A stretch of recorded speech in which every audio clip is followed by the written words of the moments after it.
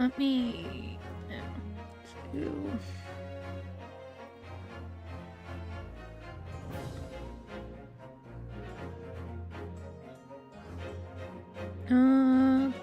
Boop. There we go.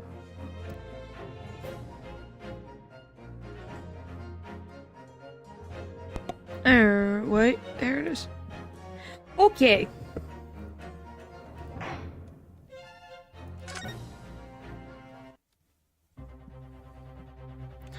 Alright. Hello. What timing? I literally was about to make the frickin' judge's voice.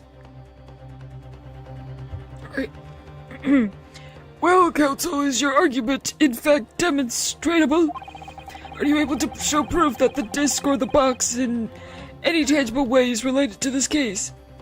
What the frick did you— Why? What did you do? Like, what did you do? You make your girlfriend that upset? Eesh. By a crazy lady. Huh. Well, What's the matter, Bruno? We know that they're related, don't we? They're both vital pieces of evidence. not yet. Not yet. That's not— What the frick?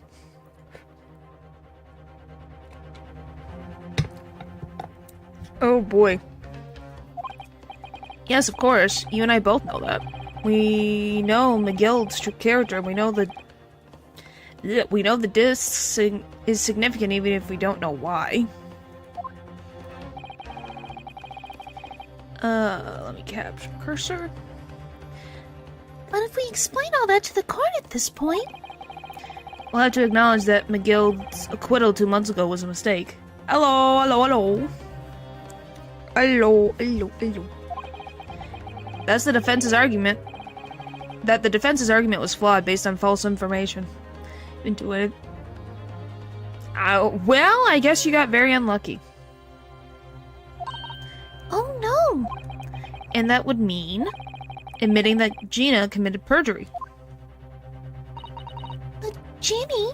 Which, by the way, I think that would hurt our case even more. Wouldn't you guys think that, admitting that our client committed perjury in a previous case? So how would people believe her now? Yeah, you talked about getting a new cat. I'm glad that was successful.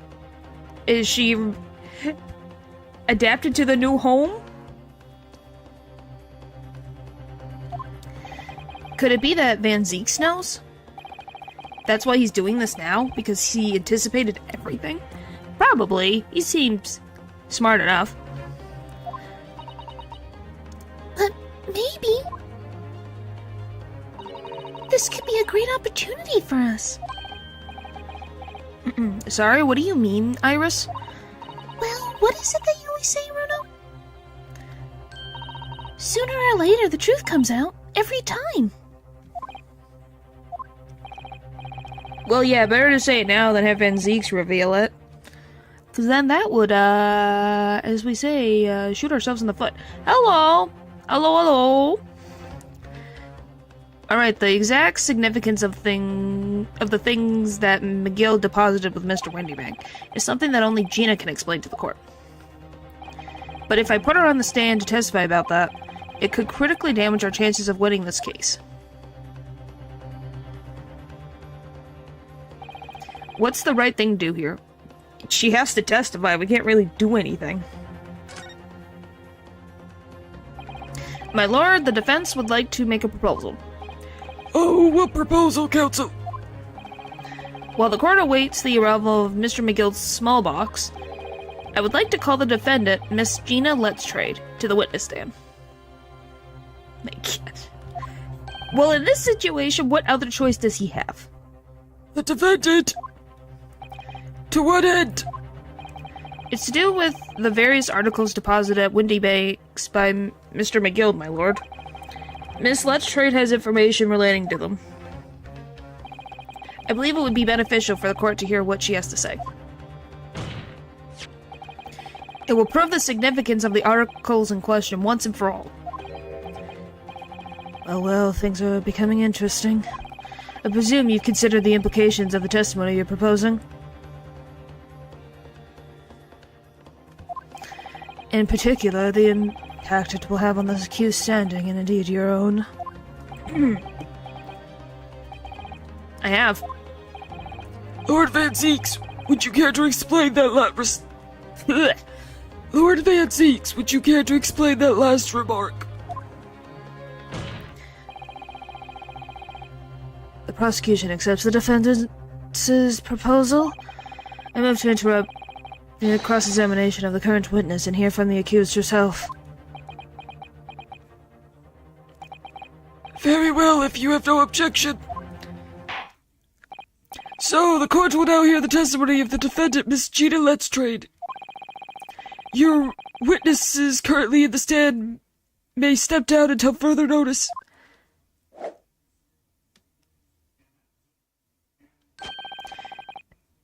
Then I shall bid you good day. Wait. You, sir, shall remain in the stand while Miss Letstrade testifies. As you wish. Alright then, Gina, it's time. I know this will be hard, but please, put your faith in me here. Good luck, Bruno. Thanks, Iris. We got the two blondes in the stand. This is gonna go well. The articles that Mr. McGill had deposited in the Windy Bank pawnbrokery are oh my goodness. Imitately related with the omnibus case, the trial of which was heard in this courtroom 2 months ago. Yes, and I remember this young lady being brought before me in this trial as well. That's right, my lord. Her testimony helped to establish the innocence of the defendant, Mr. McGill. This case, but at least Irish use of the maze is gonna be great. Well, I guess the question becomes, what are you confused about? Are you confused about who is dead? Are you confused about who we assume it is? Are you accused about the whole case so far? I'm just saying, the last time these two were in the same room, they got into a fight. Is what I'm saying. There's nothing wrong with them being blonde. Everything I missed the last stream. To explain simply, to catch everybody up. So, Pop Windybank, the owner of a pawnbrokery, had Iris's manuscript of an unpublished story with her. Gina, wanting to see if Herlock kept his promise to Iris about keeping the her manuscript at Windybanks, went there early in the morning and talked to Windybank. Windybank agreed to let her go see the manuscript, which is this. And there was Windybank heard the door open. So he went out he told her to stay back told Gina to stay back, I need the map, to stay back in the back area where all the inventory is. He went out to the front here and confronted the Skulkin brothers, Nash and Ringo. And they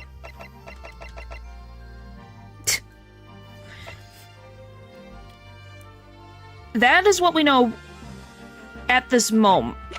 And the process, Windybank gets shot. I think he was talking to the two to tell these two Skulkin brothers to go away.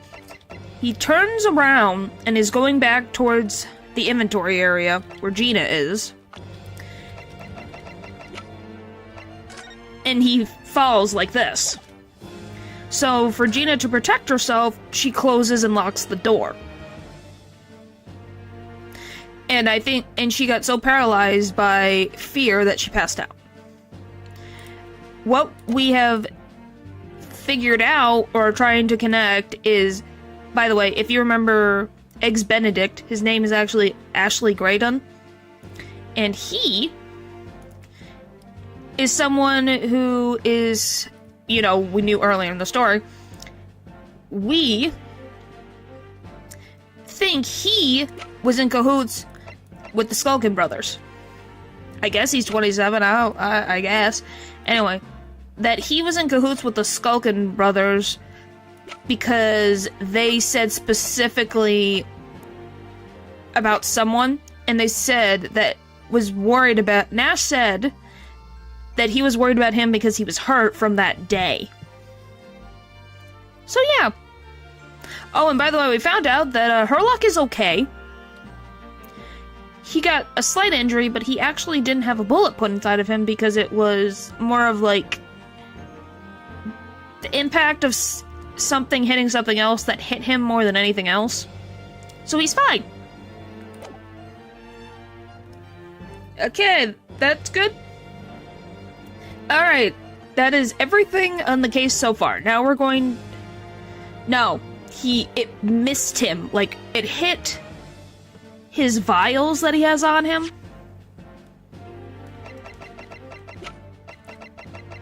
It hit his pouch right next to him.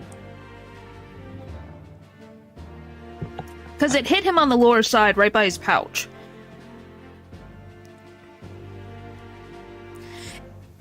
And if anything, he got slightly burned by his, whatever vial he had there. So he wasn't severely injured. So luckily, there's no bullet inside of, Shlom's. Oh yeah, we found the third, bullet, which was inside of Shlom's pouch. Which proves... Where is it? This. So... Which proves to us, by the way, that this is actually Graydon instead of Herlock's.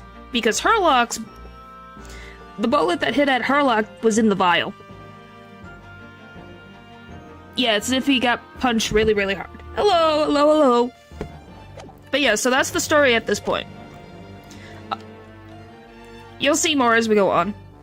The omnibus case was intriguing, to say the least. And now, here we are all again, the same players in that trial facing each other once more. Except for the blonde boy over there. A twist of fate, perhaps, Mini Pony's friend?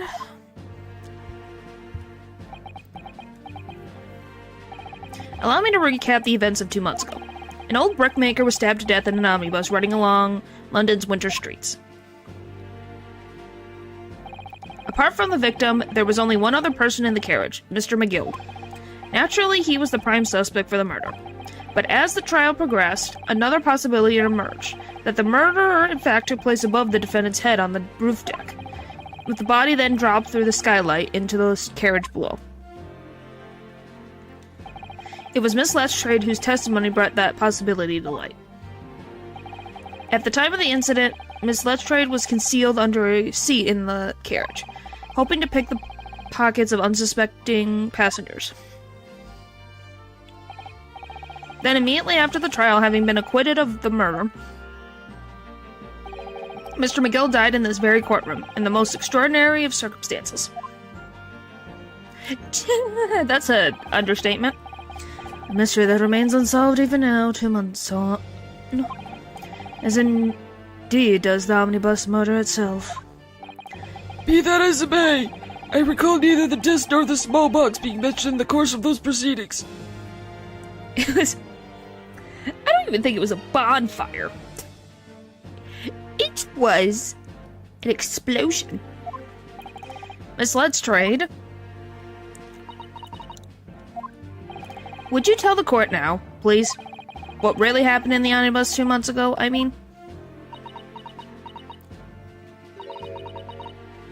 I don't know what you mean. I always said all, what no. Golly. And what about everything you told us yesterday from inside your prison cell? Please, Miss Letstrade, this is extremely important. But... remember, little girl? If it transpires that you willfully withheld information in the trial 2 months ago, the Home Office will seek to persecute you for perjury. Hello. Wow, the pun. I don't even know if his body... I'm assuming his body was found in there. Because they say that he's dead. I'm assuming they checked the carriage that he was in there. And naturally, you lose all credibility as a witness. Although, let's face facts, you have little credibility to lose. Ginny, don't listen to him. Please, you have to trust Runo now. Iris? I'm just thinking that it had to have been burned to a crisp. Because I think...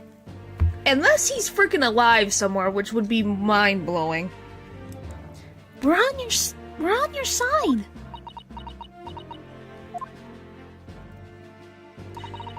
Alright then. I'll talk. It's the right choice, Gina. Well, it would seem that my learned friend is heck-bent on bringing the entire courtroom down about his ears. So be it. Hello. But not Zero. Yeah. And it's Ace Attorney, so anything's possible. I must confess that I'm struggling to understand what on earth is happening here. Most judges are, in this game. However, it would appear that Mr. McGill's pawned articles, that extraordinary case of the omnibus, harbor secrets of which I've been hitherto unaware.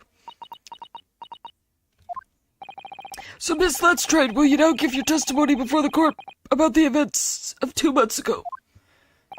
You will reveal the truth, a commodity solely lacking your original statements. This is it then, everything's going to come out. Like Van Zeke said. This could bring the whole courtroom down about my ears, but as a lawyer, I'm prepared to take the risk. Oh, well. Phoenix has done about as much, multiple times. You'll be fine. The future is bright. We just gotta get over the hurdle. The real truth of the omnibus case.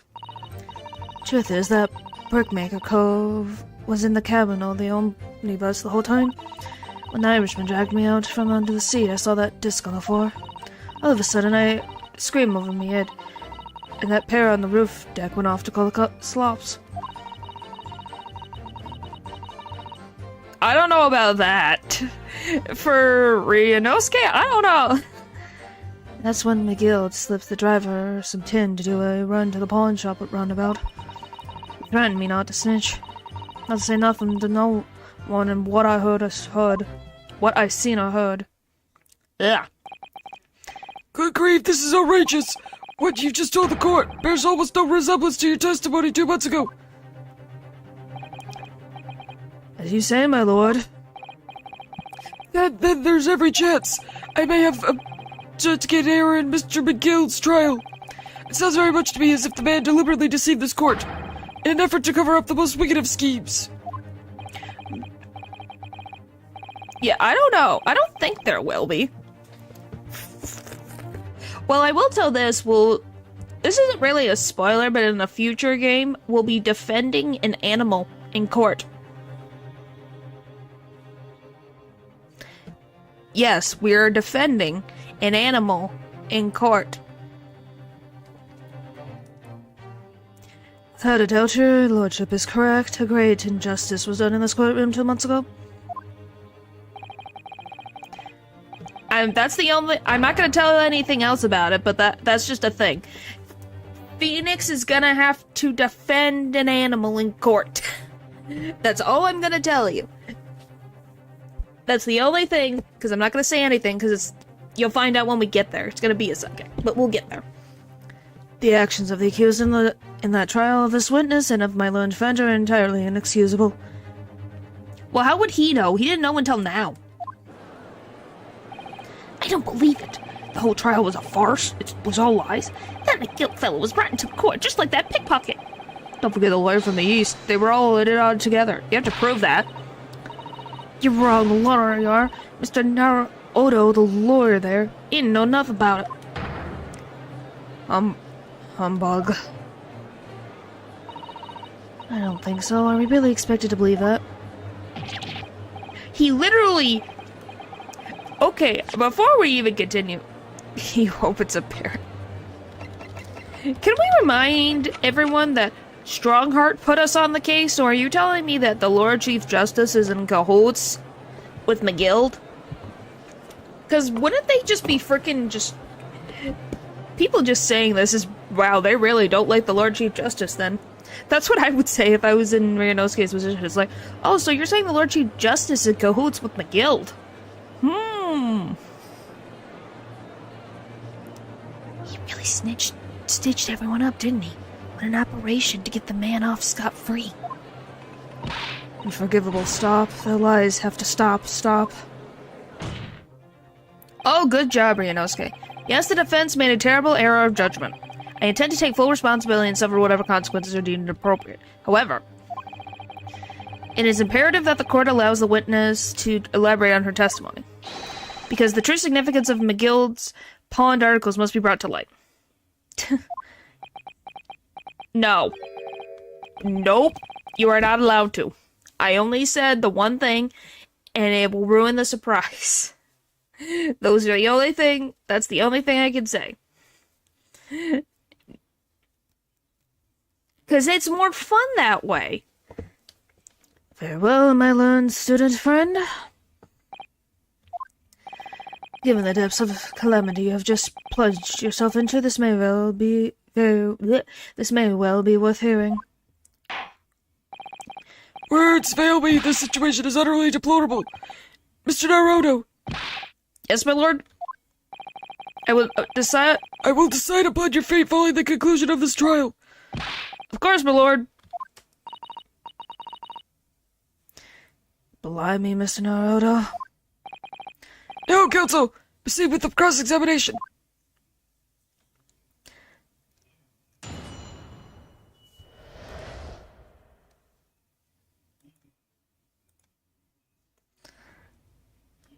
Oh, boy.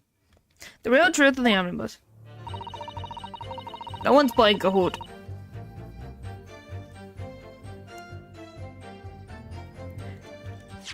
Oh, not that. Hold it! It sounds like Kahoot. Oh, cahoots. Aha, aha, aha. I get it now. I was so confused.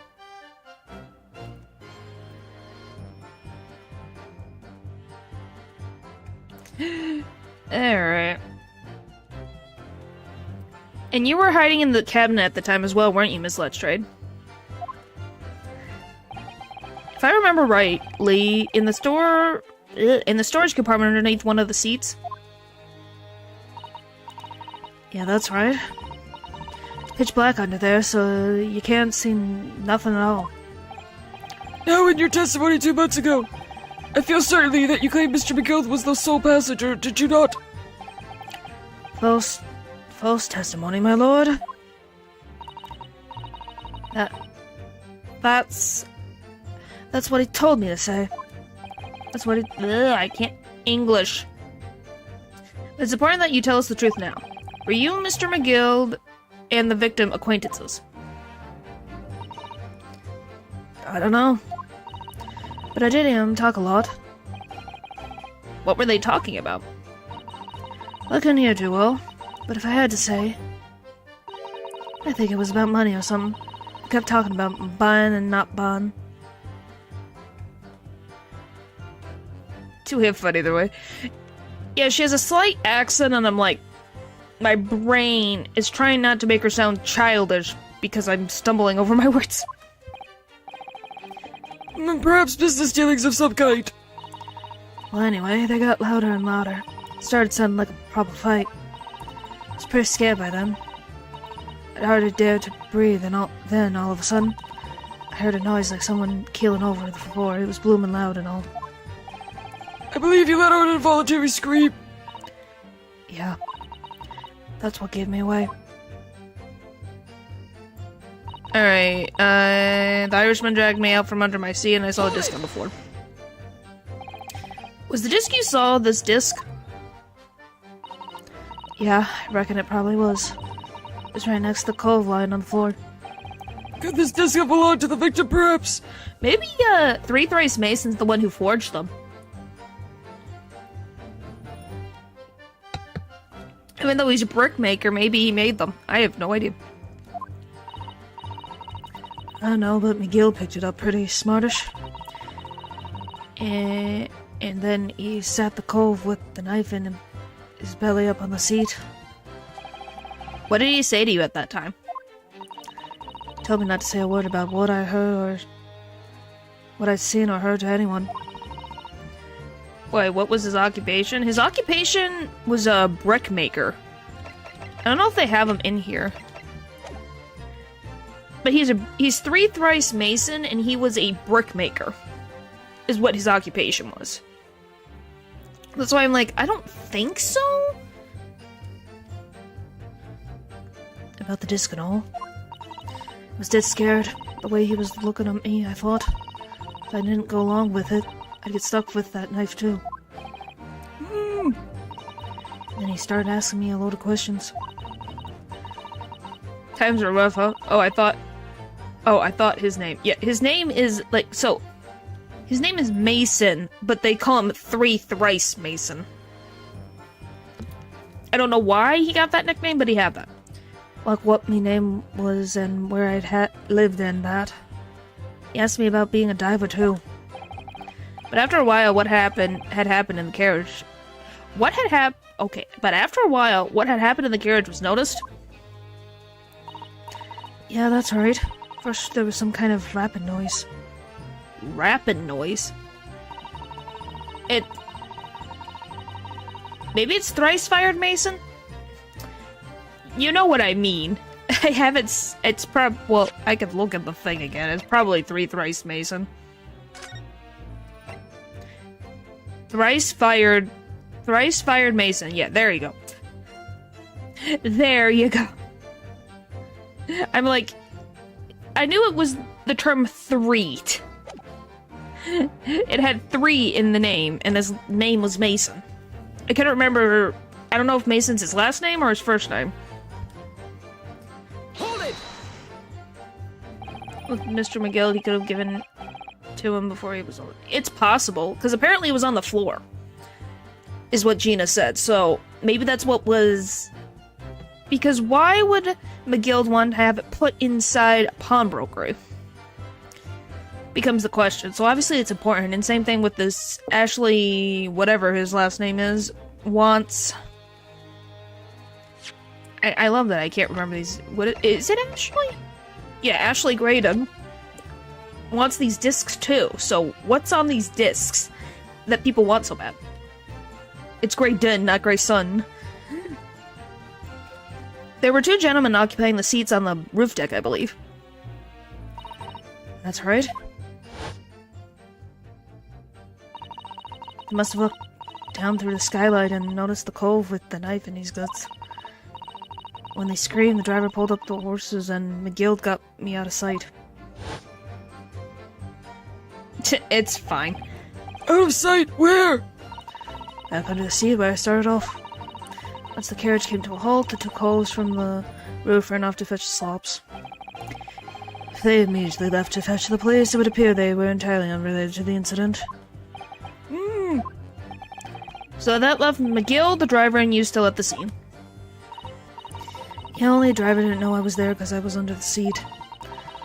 I heard the cabin door open and a voice from outside. The driver, yes. He also testified in the trial, I believe.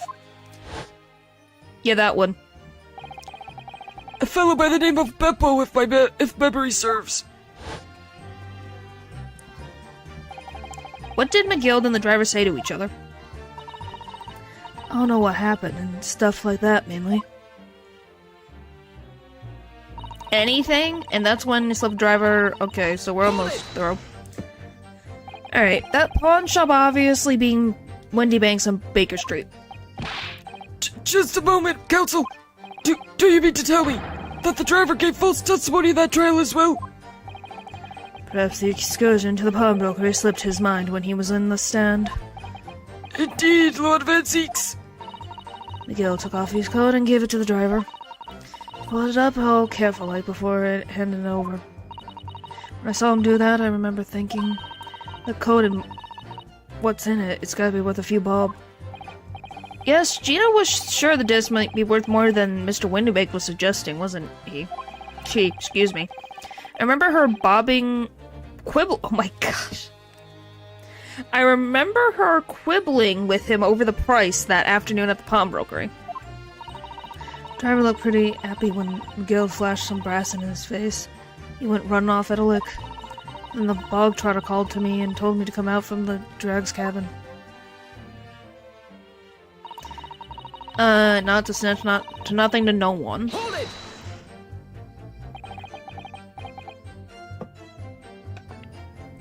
Yeah.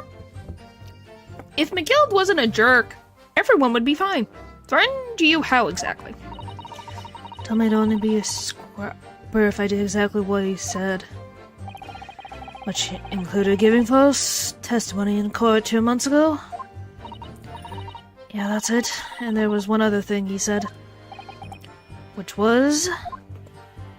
told me I have to hang on to the ticket from the pawn shop and make sure not to lose it. The ticket? Well, I never... He said if he didn't show up to get the ticket off me before 2 months passed, I had to go to the pawn shop and pay the money to keep in lug to stop it being forfeited. Well, that was still a theory, but I don't know if it stands, really.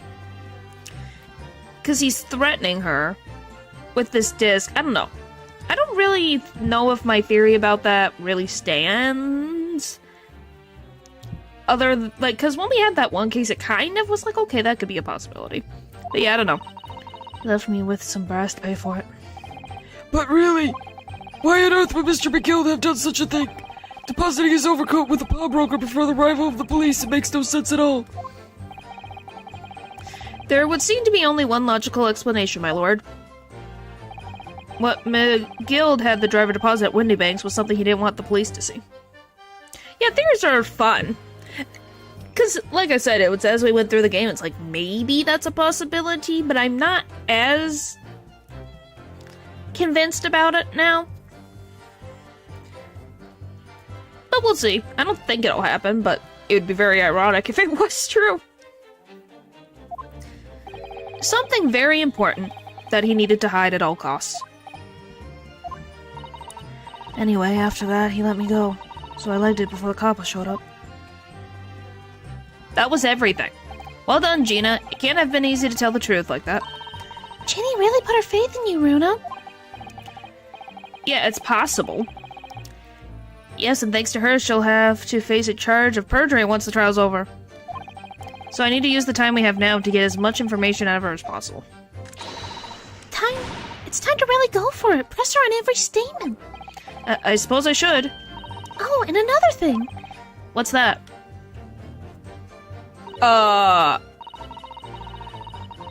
Excuse me?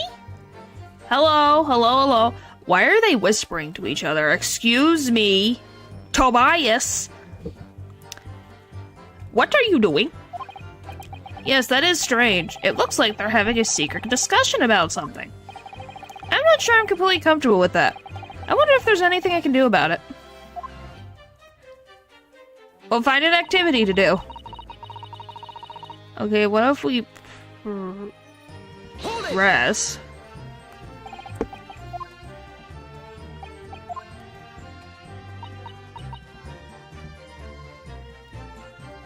Nothing yet.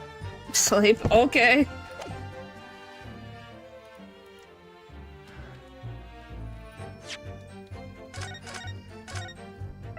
Probably studying and he's exhausted from... is now on break. Excuse me. Is there something you'd like to share with the court, Inspector Gregson and Mr. Graydon? Inspector Mr. Graydon. Blobby, you trying to give me a heart attack? You've been whispering to each other for quite some time now. Wow, that is a lot. Tell us, what is the discussion about? Discussion? With this fellow? Pull the other one, sunshine. You think I got anything to say with that shady gent like this? What do you mean? You literally were talking to him. I've nothing to say to this uncloth detective after he deprived me of that disc that was rightfully mine. But they've clearly been talking the entire time I've been cross-examining Gina. It's as if they've been negotiating. Excuse me? They're negotiating. What do you mean? Negotiating what? And you're staying silent? Thank you, Miss Letstrade. Thank you, Counsel. I've heard enough. I believe we now have a reasonable understanding of what actually transpired on the omnibus. It would appear on the night 2 months ago a negotiation was taking place on the omnibus. A negotiation concerning this disc, however, matters did not run smoothly. When the parties involved began to quarrel over price, McGill took what he wanted by force, at the expense of the other man's life. Which proves my point. The disc is clearly extremely valuable in some way. Yes, he was. Although I don't understand why, as yet. And 2 days ago, precisely 2 months after the omnibus incident, McGill's coat and its contents were due to be forfeited. I didn't know what I should do with the ticket. I mean, Cove died after his trial, I knew that. So you decided you would try to claim the articles as your own. Well, why not, eh? They were only going to be forfeited. Why couldn't I have them? Anyway, you can't blame me for thinking about it. Thinking ain't no crime. Miss Letstrade, it appeared Mr. McGill was prepared to kill in order to take possession of this disc. Do you know why that would be? I ain't got a clue. But I reckon it might be worth a fair bit of brass. Probably was gonna sell it. And you can't blame me for thinking that. Thinking ain't no crime. Golly. Who's saying that? Oh. My lord, the evidence your lordship requested has been located and is ready for your court inspection, sir.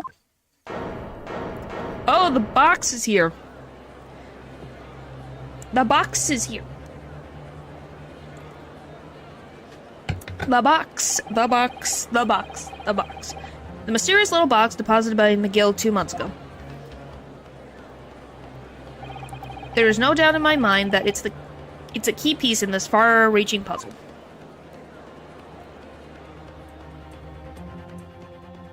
To be continued right now. I'm very curious to see where we go from here. Where are we gonna do? What's this box gonna reveal?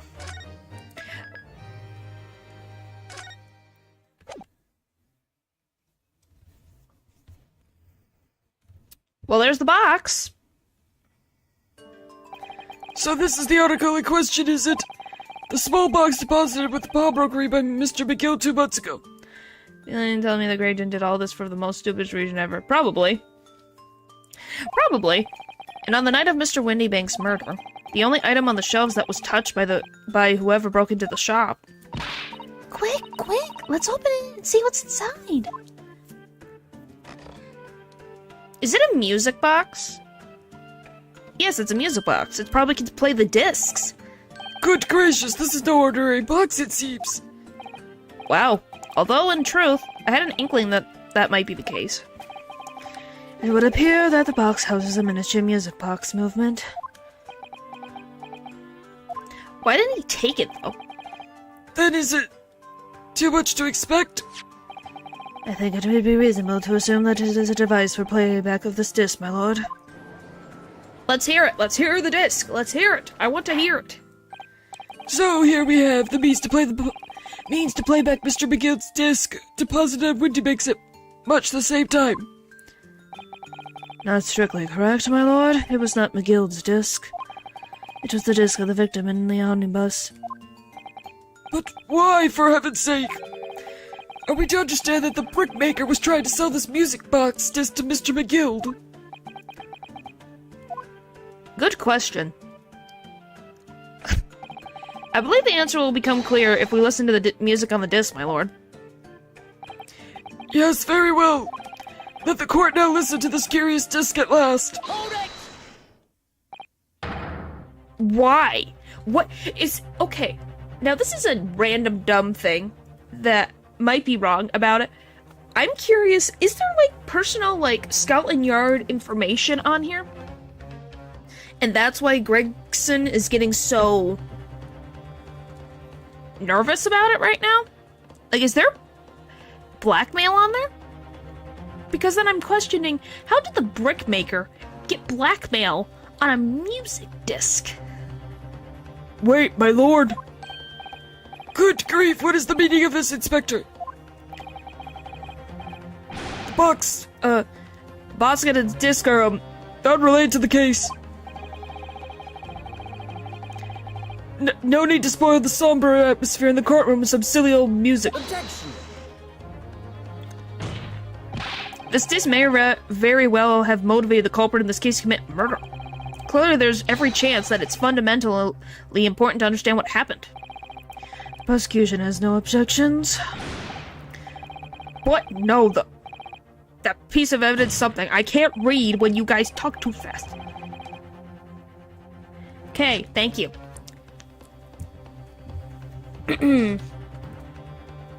but no, the piece of evidence is police property now, you can't. Clearly, Scotland Yard has some vested interest here, but it is policy of this prosecutor to leave no avenues unexplored. And you, Inspector, have no jurisdiction here to prevent that from happening. Which is true. Oh! No further delays, please, play the disc. I want to know too. Form a guild thing. I just hear music. Okay.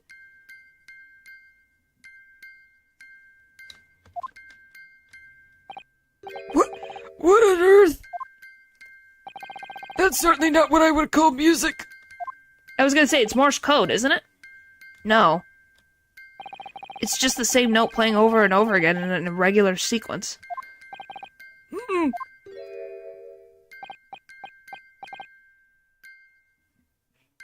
Well, and he works at the, whatever it's called, the thing, stop, stop. So he can understand, so Graydon can understand what this is. As such, then involved the amateur have already intervened to get it from court. I don't know. We have no idea what it is. Mr. Graydon! This really is priceless. And the dance. After all that, the music box is broken. Broken? It can't be, can it? It's not broken. Well, obviously. In fact, I wouldn't be surprised if the officer sent to fetch it didn't drop it on the way back to the courtroom. Well, with much regret, I feel the court must accept this. The music box offers little in the ways of clues. It actually says a lot. Are you ready to move on, counsel? No, I'm not. Yeah, he's really trying. I really do wonder, because it's going like stop, stop, stop. Or many different points of stopping, so it's kind of like, huh, come on. Yes, alright, it does sound as though it's completely broken, but is it? Could this music emanating from the music box possibly a new clue? Could be a clue. I believe that it could be relevant, my lord. Good lord, but how could it be?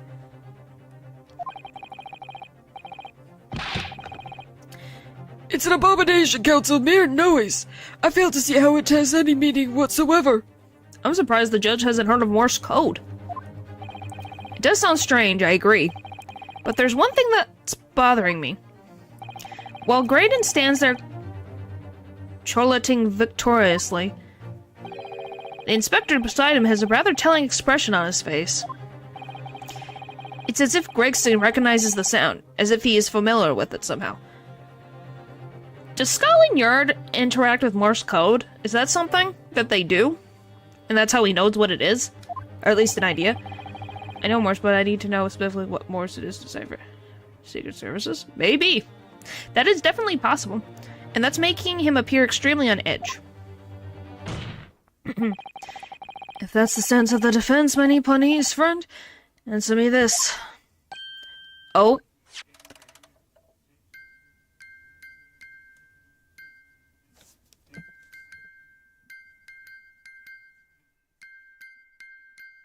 Okay. It's still going. Just what relevance do you pose this woeful chiming has on this case? The defense's belief that sound emanating from this music box is not supposed to be music. Just because this is a music box, it doesn't necessarily mean that the sounds we're hearing are music. Look at that, the smile vanished from Graydon's lips as soon as I said it. Yeah, because he thinks I'm stupid, and I'm not stupid. I can tell what's Morse code and what's not Morse code in this instance. It's very obvious. I'm on the right lines here. I must be. Making deductions based on how people react to what you say? You're acting just like Harley, Runo. We're hard to come by. Wow. Are you saying that Ashley Graydon is an intellectual? Objection! That sounds we're hearing aren't necessarily music. Well, now that you've told us that's what they're not, I'm sure the court would like to hear what they are. Do enlighten us, my Nipponese friend. Well, Surely you have an idea in mind, because if not, it will be death of your ill-informed argument. well, to be recommendations, kinda. Yeah, kinda. Well, his personality sucks. Exactly. The music box is clearly broken. Refusing to accept that fact is pure foolishness. It's not normal Morse code? Well, it probably is not supposed to be easy to crack if McGill went to, like, he murdered someone for this disc. Something on it is not supposed to be figured out so easily. They got me. I don't know what the answer is yet. I do! Hello? Ryunosuke, I'm in your head. How about the... Hello? I'm here. Answer me. You can hear me. It's encrypted? Huh. Runo? I just examined the music box very thoroughly. And I'm fairly certain that it's not broken at all. Really?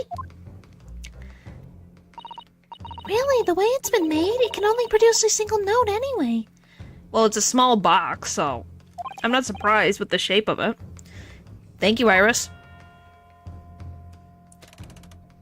Why do we have to listen to the same stupid one note again and again? Alright, well, if the music box isn't broken, it must mean that the sound it's producing have some significance that isn't musical. Come on, Ryunosuke, use your brain. Okay. Aha! Could it be? Is that what these sounds are? Something just struck me, Runo. I feel like recently, in the past few hours even, I've heard another sound very much like this one this music box makes. Have we? That's over my head. Yes, it's a familiar sound. Actually, Iris, I was just thinking exactly the same thing. I don't. I'm going to have to press the defense for an answer. If your assertion it is that the sound produced by this music box is not, in fact, music at all, then what the devil is it, counsel? All the evidence we've seen so far, all the testimony we've heard, It's all pointing to one single answer now.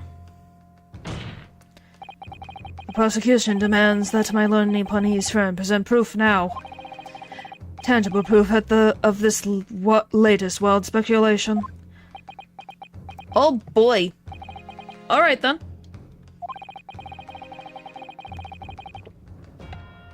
This could be the best chance I'm going to get to fight back in this trial. And if I'm right, it's going to join all the dots together. I don't remember what it... Where have we heard anything like this? I don't remember anything related to sound.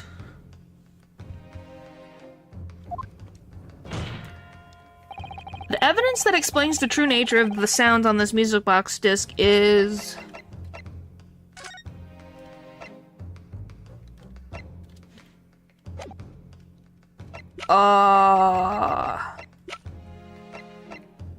Where have we heard sound? What sound? Unless you don't say things to remember, look at the looking piece.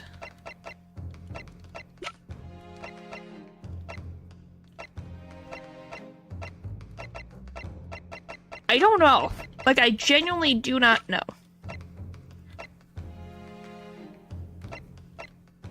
Huh?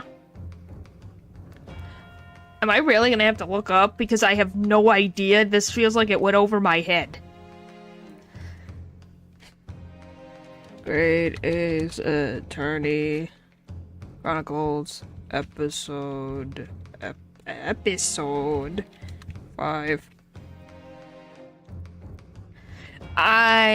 It's completely over my head. And well, it's related to McGill, but I just don't know what it is. Like, I'm genuinely like, what could it possibly be out of these things? I don't think you would put a person. It's not any of the weapons.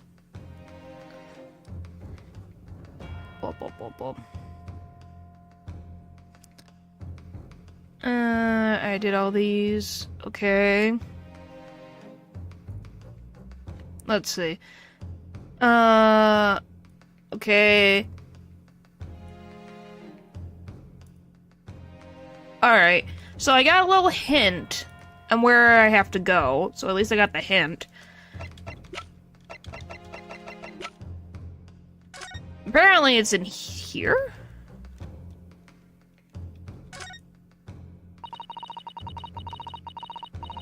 Did I look at this? I probably did, I don't remember. There's a sensational story. How would I move? Well, it's fine. There's a sensational story lower down the front page as well, look. Ministry Mole? Classified secrets may have been leaked overseas from Ministry of Justice. Oh, I think I remember this. For a 10-year-old. Iris certainly has her finger on the pulse of the world news. It's about secret communications between Great Britain and its allies. Oh, I remember this. Apparently they've been intercepted by hostile nations. Communications are being intercepted? But how would someone be doing that? That's the question, isn't it? I've come up with 3 different possible methods so far. Are you looking for a new career, Runo? No, of course not. I wonder. Perhaps this is what Lord Strongheart was talking about yesterday. Yes, it could be, and it could explain why he has Grexy running for pillar to post at the moment. Oh! Wow, so really it is government secrets. Huh. Take that! Alright. Today's Bar Council. The headline is Pawnbroker perishes in pig purse plunder. Hardly supportive of your cause. No, my lord. I was hoping you'd look a little further down the page. Further down! Ministry Mole. Classified secrets may have been leaked overseas from Ministry of Justice. Yes, this is a very serious matter, being investigated at the highest level, I understand.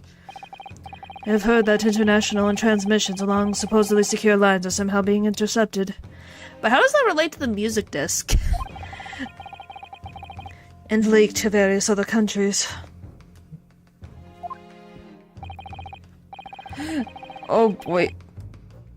So you're going on a frickin' goose chase now.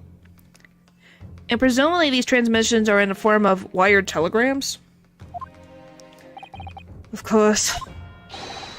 Juror number 5, your input, please. Stop. Oh. Me, sir? Whatever is the matter? You told the court before that you worked at the same communication station as Mr. Graydon, did you not? Yes, that's correct. And the particular station where you work? Trying to sell it. Yeah, probably. Intercepted communications. Yeah, it seems to be. Huh. Deals with government communications and newspaper reports? Oh, yes, we're not your run-of-the-mill communication station at all. Our work is extremely important. Then tell me, is this not a very familiar sound?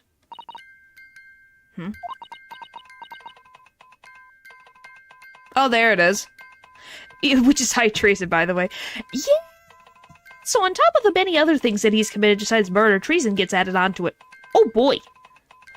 Oh boy! You don't mean to say, is it? That's right, madam. It bears more than a passing resemblance to the sound made by your telegraph machine as you tap on it. I believe it's called Morse code? But I don't believe it. Now correct me if I'm wrong, but when it comes to leaking telegrams from government departments, there could be nobody more perfectly placed than a highly skilled communications officer. Are you suggesting that the music box disc contains stolen government secrets in Morse code? Yes, we are. I can't believe I guessed that. I was like, yeah, that's probably what it is. Order! Order! Please, everyone, order! But this is high treason, Council, deserving of capital punishment. Well, look at you, Paul. You got it correct. Sorry. That just made me laugh.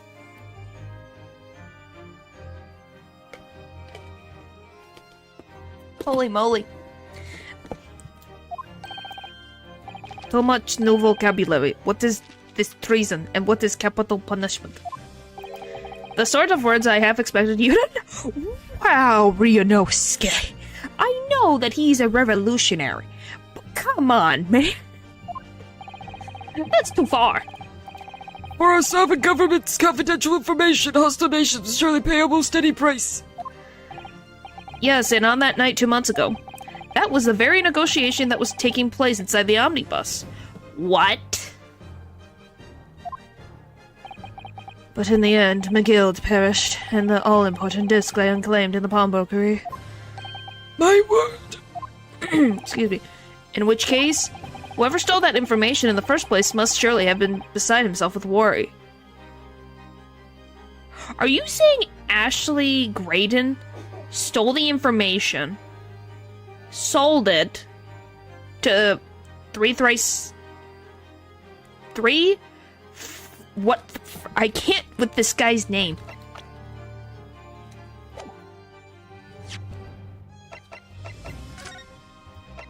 Thrice fired Mason. But how does Mason connect to all of this? Because how did Mason get a hold of the disc? Because if Ashley Graydon got the information because he's a communications officer for government officials and things like that, what?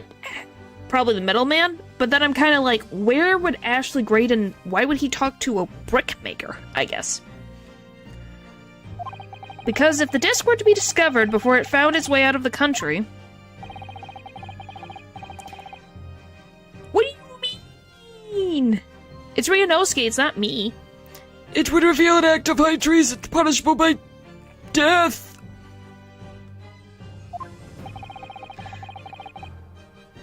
So the culprit has no choice but to retrieve him.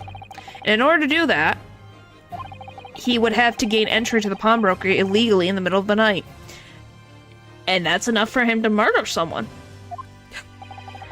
Because the article left behind by Mr. McGill would incriminate him too much if it got into the wrong hands. Isn't that right, Mr. Graydon? You think I've been stealing government secrets? Preposterous. Absolutely preposterous. So in response to the defense's accusation, you claim complete innocence, do you? Of course I do. I've had to stand here in silence while that pretentious foreign lawyer is prating away. Objection! Then by all means, counter the charges, sir. Yes? What is it? Why he used a name like Eggs Benedict as well would make sense, because why would he go all the way down to a pawnbrokery? Prosecution demands the witness testifies in response to the accusations brought by the defense. Wow, he sounded so much like Miles right now. Notice that there were so many holes in the disc? Yes. If I scroll over. Yeah. That's where the... Because these is where the music disc thing is. I don't know what the holes are for. I'm assuming that's the one that makes, like, the ... noise.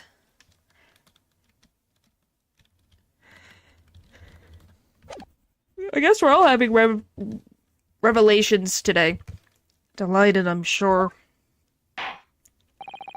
The witness is reminded that the crime under scrutiny in this trial is the murder of the pawnbroker, Mr. Windybank. That being a most flagitious offense, for which the law of this land sanctions a capital punishment. But the heinous act of high treason is no less serious a crime. Well, I continued to listen and found out there's actually 2 messages being played at the same time. Wow. Wasn't selling, but... I do still believe Grayson wasn't selling, but trying to recover the stolen communication. I still believe he's working for the Secret Services.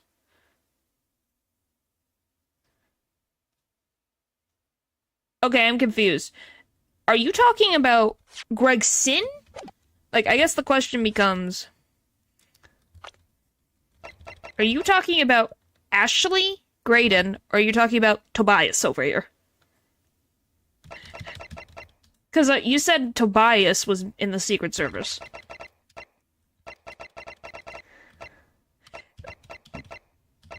By the way, you can really tell someone has more melatonin than the other one. Look at this.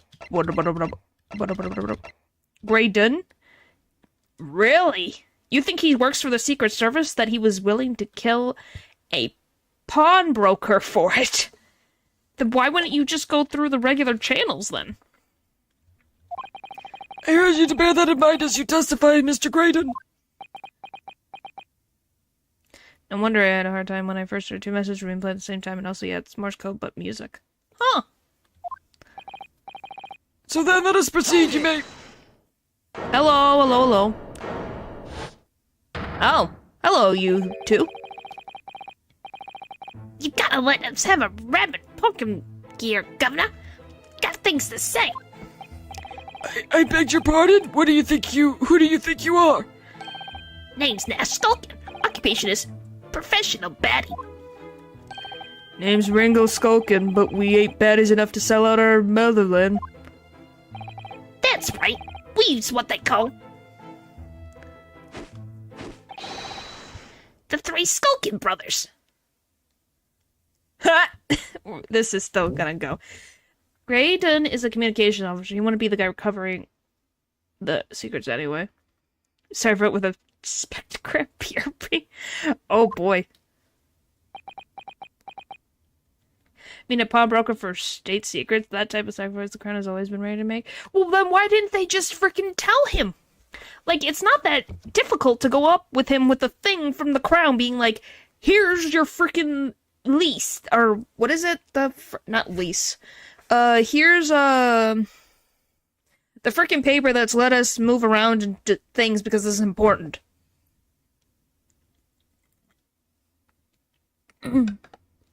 Warrant. This is a warrant, under the name of the Queen. Here it is, and they get the thing and they leave. Bad timing, fellas. Very bad timing.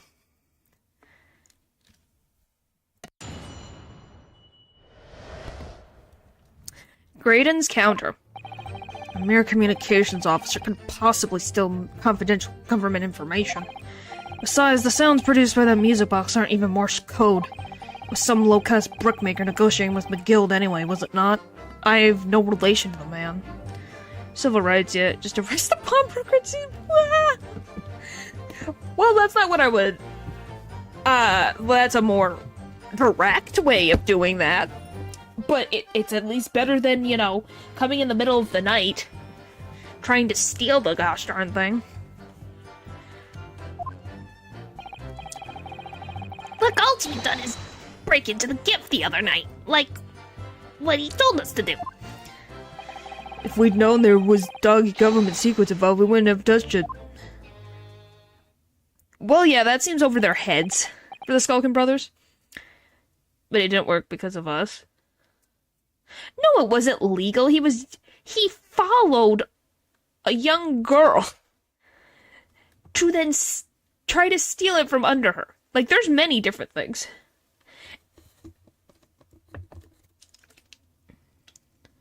And if he was part of Secret Service, and since it was in Gregson's hands...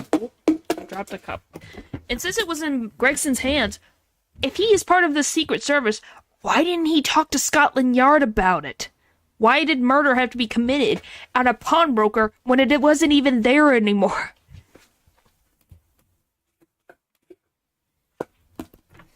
Because the disc was already gone. It was taken by Gregson to Scotland Yard. It wasn't even at the pawnbrokery anymore. I mean, I have offered a high price to the crow, to be honest. Well, but yeah, that's the thing. The disc was taken away by Scotland Yard, so if he was Secret Services, why didn't you go there? He's still the secrets himself. Well, that's what I assumed he did. I'm just trying to... I'm having a discussion. Golly. They messed up bad. Yep. Mr. Skulkin. What, Mr. O'Doon Governor? What's up? Do I take it that you now admit to the crime?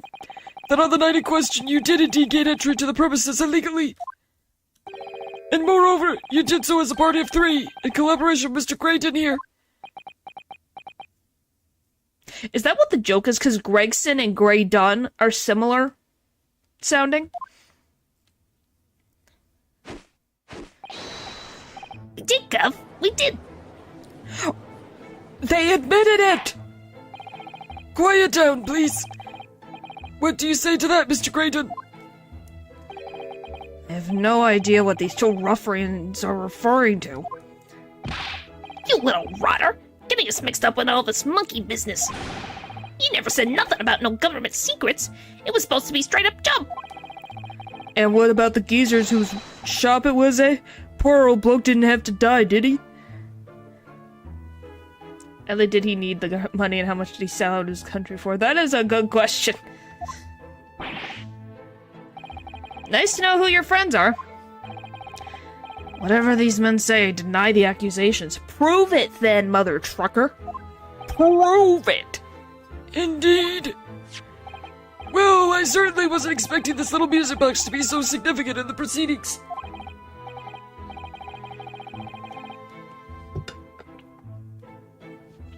However, it has. I will admit it into the court record as evidence.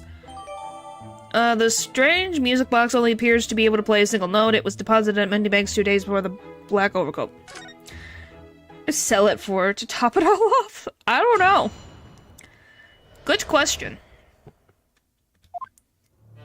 Oh,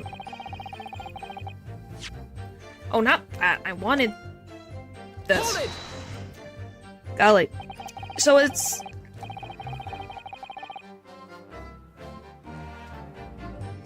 Holy moly. So, is this newspaper headline accurate? Government communications are being intercepted? How could I possibly know? What do you mean by that?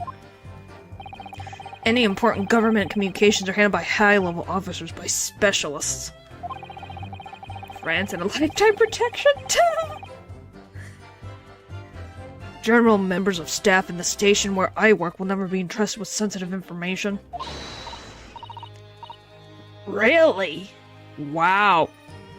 Well, I shouldn't be surprised, should I? No, stop. Must say something, stop. Let me guess. You're number 5.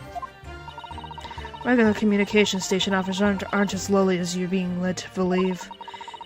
A team of us are responsible for setting up and testing the telegraphs used by the ministry. And Mr. Graydon is the team leader. Ha! But Hyde was the original personality to begin with. Uh-huh. Yep. That is agreed. That's fascinating. You, just shot yourself in the foot, buddy. I guess good thing juror number 5's here.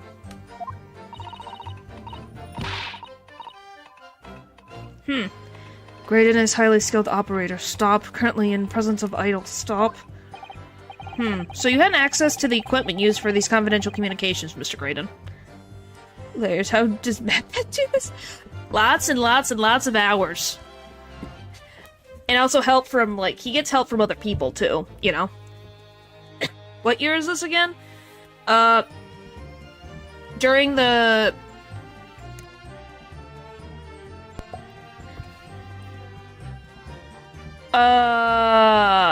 what would I say it is? It's during the... what did we say the year was? It was... Well, Japan is going through its, modern reparations right now, so they're getting late 1800s, maybe?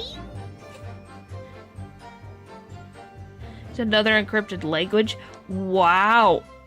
Well, good job on Capcom. They've really made this a deep find.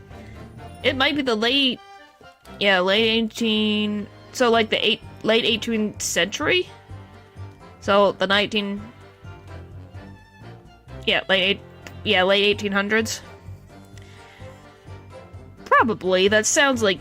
I would say a turn of the century, definitely. Well, what of it? The transmissions are always made being behind closed doors, so they can't be heard. In any case, all messages are sent enciphered. Normal employees can't possibly understand them. No, it's not normal Japanese. It don't look normal. Those are just different characters.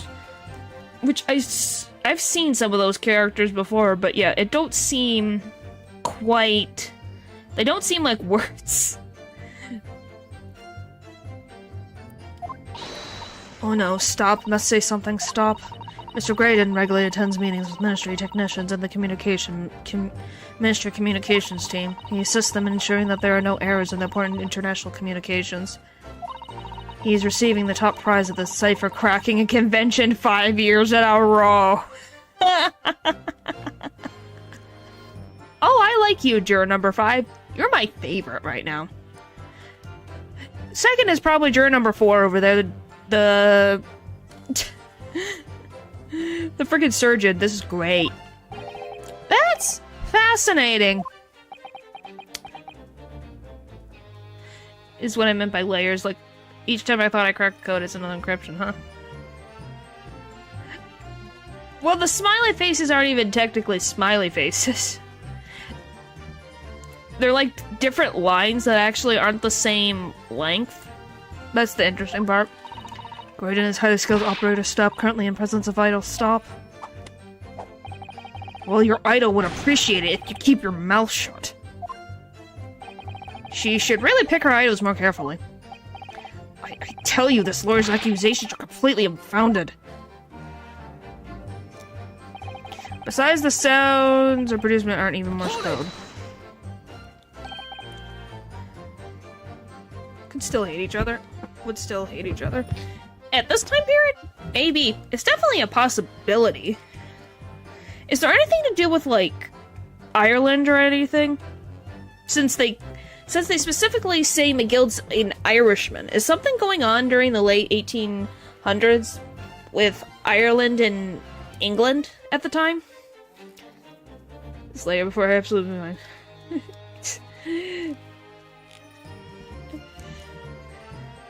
Like, is there something specific going around that time period?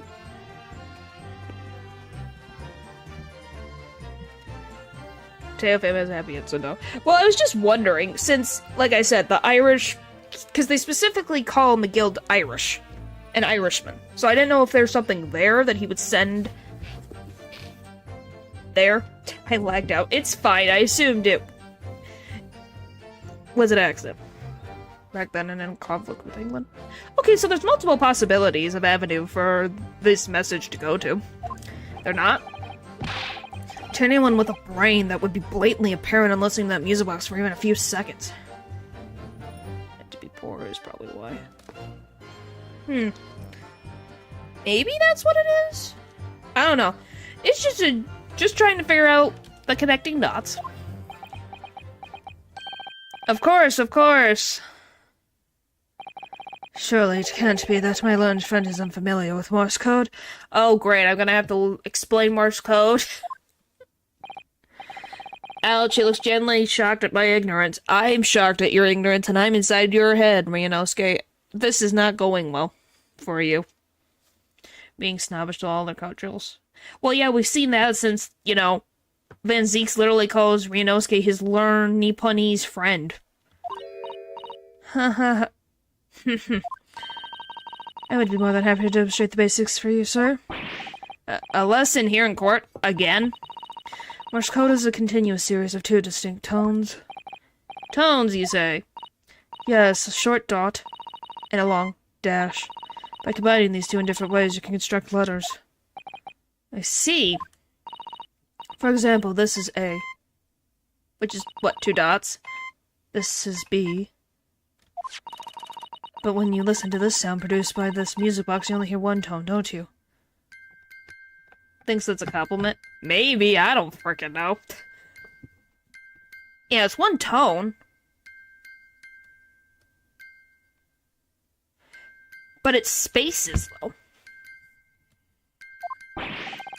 But it sounds so similar. The rhythm of it is the same in everything. But there's no discernible meaning to this apparent random sequence of sounds. But there's spacing in between them, so it sounds like different, either letters? I think isn't the spaces, like, for different individual letters? Or is it different words in Morse code? So your assertion is fundamentally flawed. This is not Morse code. No!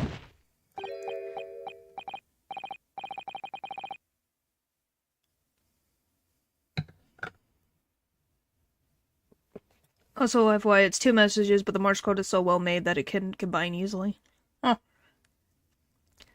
Just was curious, because I'm like, it's individual letters so that you can put the combination together to make the word. And he wasn't independent yet, though. That only came after World War II, and British had under slummed by the Industrial Revolution. Huh.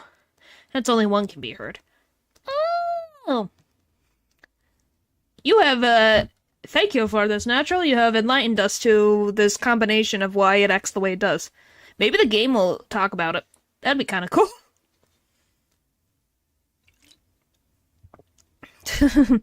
You really shouldn't be surprised. What did I tell you? That music box is nothing but a worthless piece of crap. Oh, I have someone who would beg to differ, though. Perhaps you might consider studying your subject matter before casting assertions in the future. And maybe you should learn how a court of law works. I hope so. This means... I think we all want to know what that means. Ugh, stop. Nothing to say, but stop. Oh, it's so frustrating, isn't it? Iris? I mean, if the government secrets are somehow being leaked using the music box... Ugh.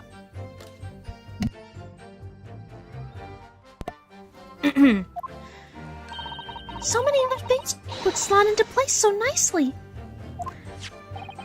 What? No one got killed. What? Where? I don't know where you've been the last few minutes, so I don't know what to tell you. That's the thing.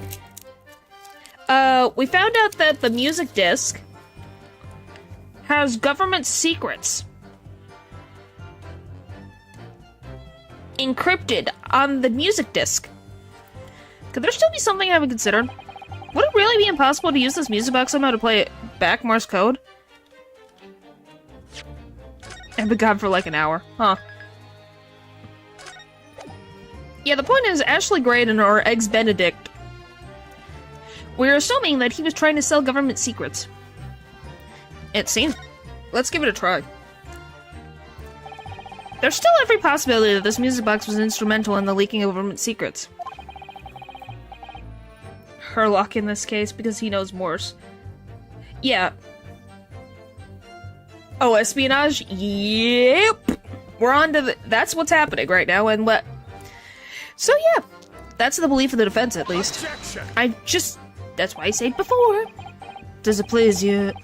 In some way, I need Pani's friend to repeat the same line of argument. Add an infinitum. Bleh. It's already been established that that had to be Morse code. 2 dots are required. Dots and dashes. Yes, I'm well aware of that. Then what? Well, it would appear the defense has a hypothesis to put forward.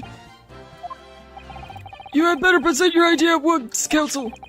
How do you propose that this music box, which appears to produce only one single tone, could have been used to cipher secret messages into Morse code? How? There's a button. Oh. What is it, Bruno? I've just noticed something about this music box. It looks like the bottom of it opens up as well. Oh, you're right. Well, come on then. What are you waiting for? Let's open it up. Alright then, here goes.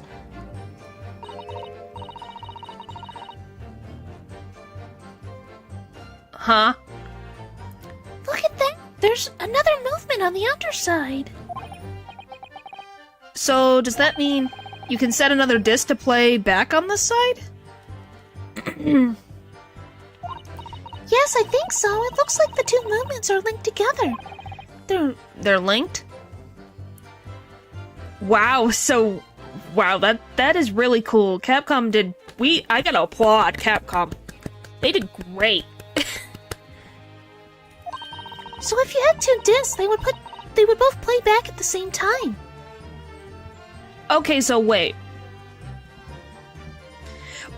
So let me get this straight before I present and we get through this. So what you're saying is that one has the dots and the other one has the dash. Two discs are 4, so one does the dots and the other one does the dashes. So then you can get the whole coherent message through? Is that what this is saying? Because my brain is...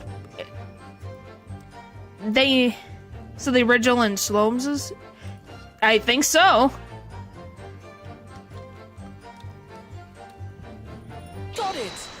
Got it. Good gracious, what am I looking at here? Point is, Capcom made an actual Morse code thing. Like, Natural was trying to decipher the Morse code, and he figured out that there was 2 messages going on. Yeah, and I think depending on which side you play the disc, one of the 2 messages will play. Oh. I didn't kick anyone! But yes, Natural was trying to figure out the Morse code and find out there was 2 messages going on in it. Another movement on the underside of the music box. What? It appears, my lord, that the 2 movements are linked together.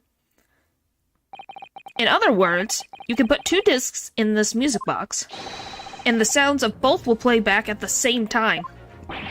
Good heavens!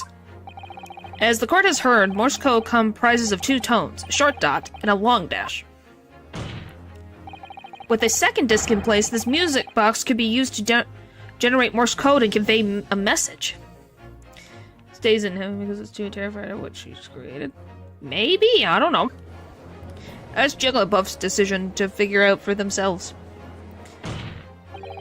This is beyond a joke. I'm sorry? This poor excuse from a lawyer that has absolutely no evidence to support his claims. Yeah. Though, of course, if my learned friend were able to present the court with the second disc, that would be another matter. Well, I can't at the moment.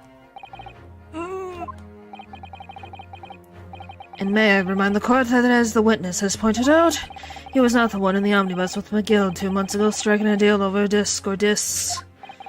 Indeed, that was Mr. Mason, the brickmaker. Because the one who watches over is... Get this. Exactly, I have nothing whatsoever to do with this. Can Herlock get his butt over here? Though it has holes, I must admit the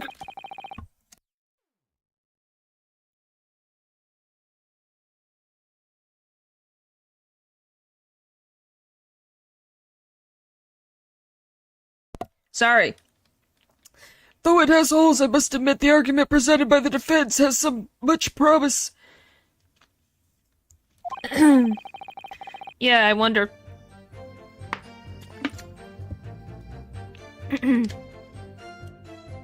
I believe the cross-examination should continue. The link between Graydon and the victim of the omnibus must be there somewhere. But I haven't found it yet. Oh dear, it looks like you need to give your argument more strength, Bruno. Sorry. You will reiterate your testimony if you please, Mr. Graydon. Yeah. I must, though I maintain exactly what I did at the start of this pointless cross-examination. It's not actually pointless. This has actually been the most informative. Hold it! Alright. So 2 months ago in the omnibus, McGill killed the brickmaker and stole the disc. Mr. Mason was a single man with almost nothing to his name. It seems he lived in an artisan quarter some years ago, but people there remember little about him.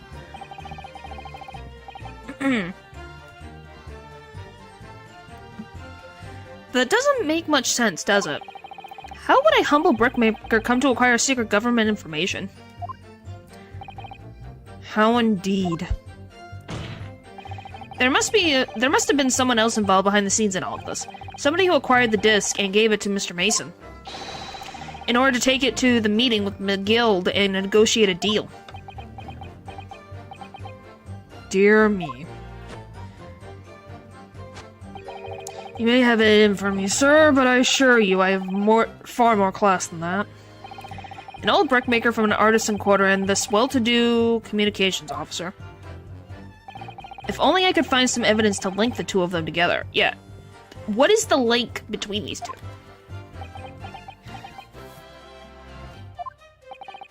If you have nothing more to add on that note, let us return to the witness testimony. Blah. I just love that. Blah. Hold it! Okay, Nash.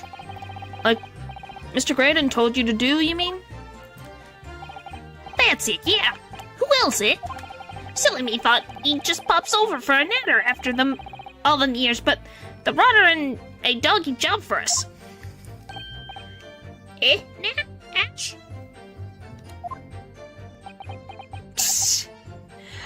Wow. These guys try to help you with your thing, and then you are trying to leave them high and dry. What a jerk. Let me stop you there, Mr. Skulkin. After all them years, you say. So they're not even strangers. Do you mean to tell me that Mr. Graydon is an acquaintance of yours? We're the sociable kind of baddies, you know? Surely, let's say Graydon's an old China. What's an old China? For those working for the crown, to be honest, huh?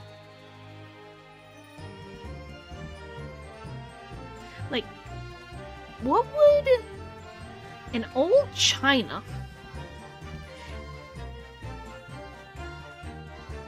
Okay, here's a random question. Is China having an issue with England during this time period? At all, since specifically it says an old China, which is interesting that that's the one that pops up.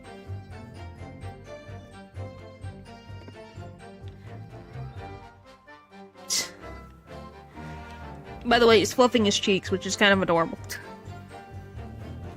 Excuse me. Only over opium? Huh.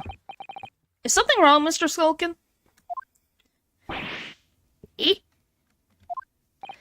No, the other Skulkin. Friends.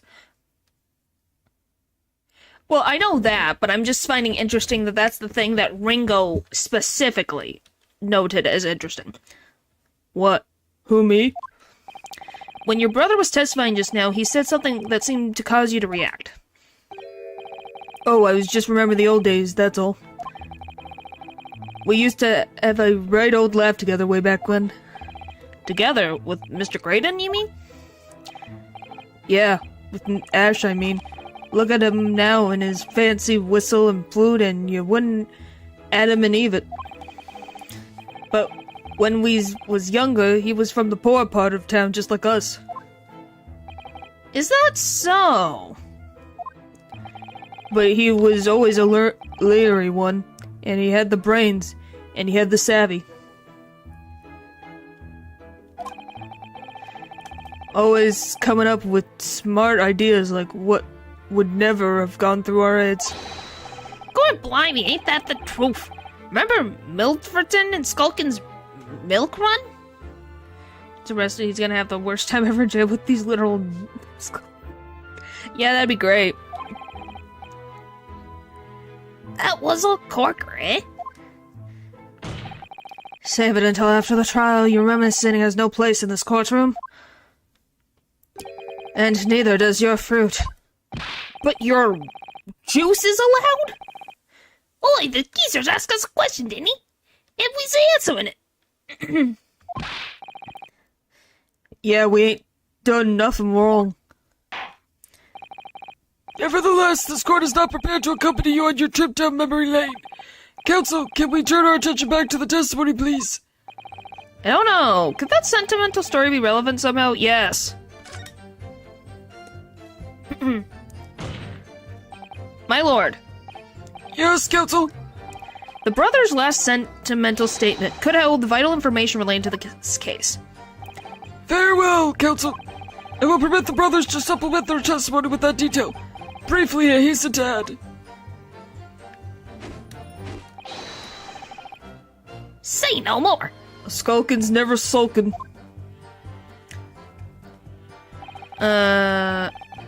Hold it! I'm sure I'm going to regret asking, but what exactly was that? Some kind of business? Just a little scheme we had going back when we was youngsters. A bit of fun, really. Delivering fresh milk to the locals, that's what it was all about. That sounds alarmingly legitimate. There must be some catch. I suppose since we're here, I should ask them to elaborate, but on what? The business model? So, how did your little business work exactly? Well, every morning down on our way, the milkman would come with his cart to deliver milk, see? If you're stuck your empties outside your front door, he would leave you full again, right?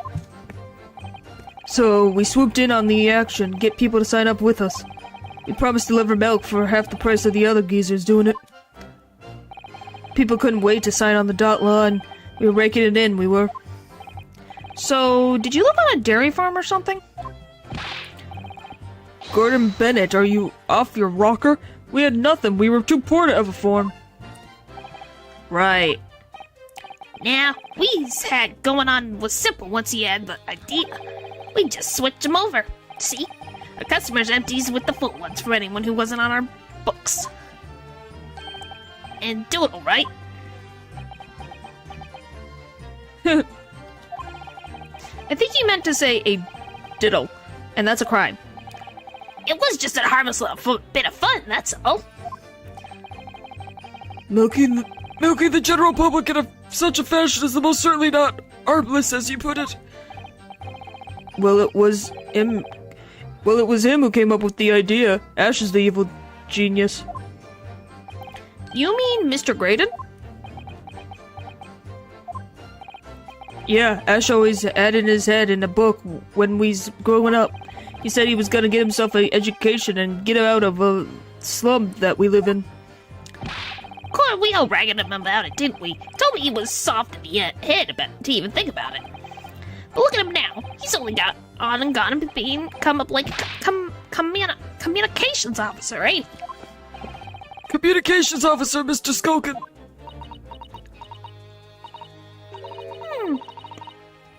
Shalom's and Wilson's milk run. No, Iris, don't even think about it. All of a sudden, we seem to be up to our necks in a serious matter of national security. Although all this talk about interception of secret government messages is still conjecture at this point. It would explain a number of things, though, wouldn't it? The negotiation Ginny overheard on the omnibus 2 months ago and the break-in at Windybanks? But the trouble is, it wasn't Mr. Graydon in the omnibus with Mr. McGilt.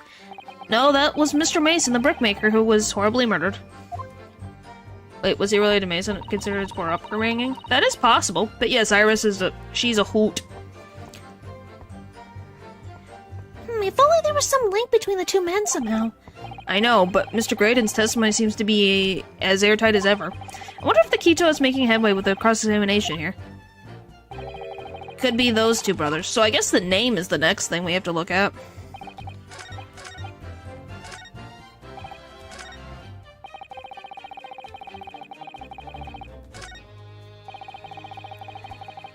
Hold it!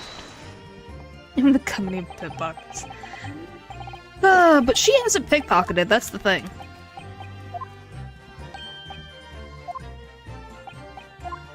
Alright. Okay, the business name. So this business was just a bit of fun, you say? And it was just yourselves and Mr. Graydon involved? Yeah, that's it. Milverton and Skulkin's Milk Run. Was it? Yeah, that's it. And where did the Milverton part come from? Oh, right. I thought it clever to clogs you to that what else that is. Enough of this. So it's his last... Wait, what is Mason's last name? Wait a minute. Let me look. I'm going to look up what the frick Mason's last name is. Great Ace Attorney. Mason. No, Mason's his first name. His last name.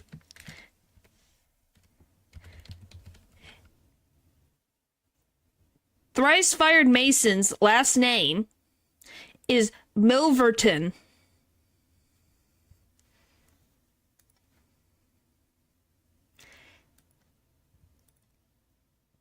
Ashley Graydon is Mason's son. Probably his son.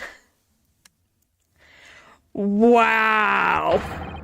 How much longer are we expected to listen to the scribble? I don't. Well, because it doesn't give me access to his name, they just tell me his nickname. Let me guess, you don't accept anything these two witnesses are saying? Tell me, why is it that it was only at the mention of the name Milverton that you decided to interject? You must have done in Magnus. Maybe. Because well... It weren't the happiest of homes that one came from. Yeah, his old man was struggling for money so much his wife walked out on him. She took the name Graydon then, see? His parents divorced. His parents divorced. So that is his father. Wow. It explains a lot why he thinks so little of Nash and his brother. Yeah, nicknames shouldn't be allowed in court. It's kind of annoying in this thing. But that explains very rare. But tells you something of how bad their situation was that she left. But Ash will always be Milverton to us. Milverton? So that used to be your surname, did it? Of course not. This is all bunkum. I've been a Graydon since I was born. Do you really think you can rely on the testimony of these two thieves, I'm not saying what he did is excusable. I'm saying that I can understand why the mom left and why he thinks the way that he does. It doesn't excuse his behavior. It makes sense. That's all that the difference is. You're a communications officer attached to the civil service. As such, your personal details will have been thoroughly checked at the time of your appointment. It would be a very simple matter indeed to subpoena those records, Mr. Graydon. That's called life, man. Yeah, the average life expectancy is around 40 now. Usually it was a divorce that ended marriage. Yeah, which is surprising. So she left him and went back to her own name, which he took his mother's name. Which tells a lot. Yeah, you can't hide your past. You're a public service officer for communications. They had to figure out your background. Well, it would appear that Mr. and Mrs. Skulkin's testimony has been reliable. For once. You were born Ashley Milverton, then. Is that correct? Very well, yes. So Ashley Graydon was once Ashley Milverton. That information could change things, and could turn out to be extremely important. What do you mean? I live in a... Are you talking about natural over there, or me? It was all at fault. Divorce. Someone had to be the problem. They both knew they probably wouldn't be able to remarry. Yeah.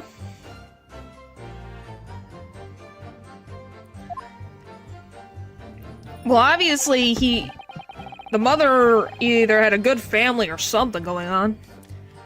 So...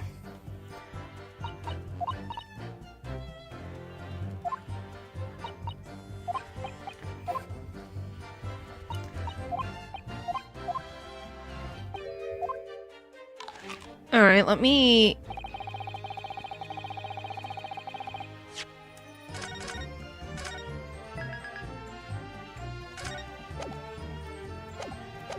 Alright.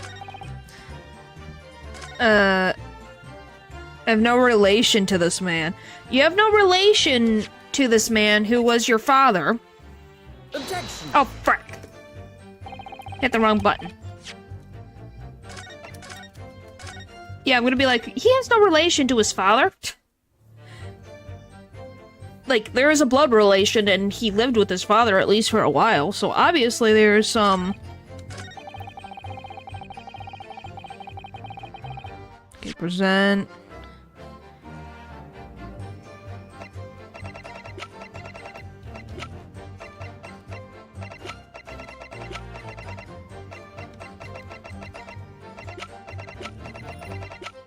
What do I pick, then, if I can't pick his, I'm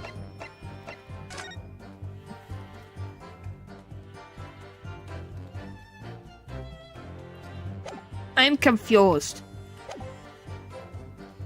So what do I present, then?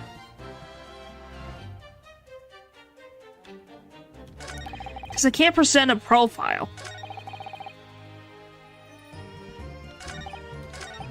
So how the frick do I present this?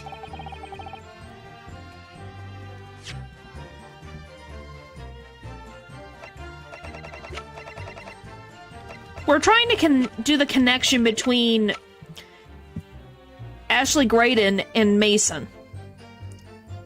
Because it was some low-class brickmaker negotiating with McGill anyway, was it not? I have no relation to this man.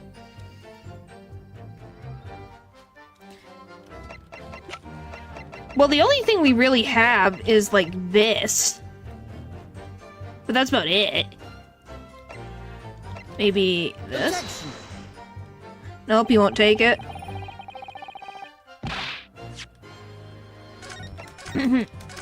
Says it won't take the one that has his father's blood on it. The mere communications of could possibly steal government information besides... Okay, let me... Is it this one that I had before?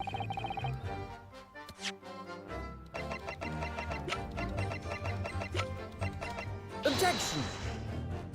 Nope.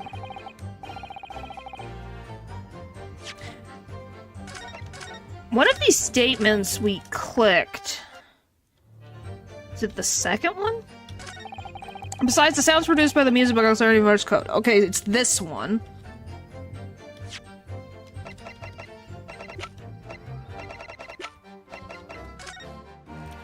I think it's this.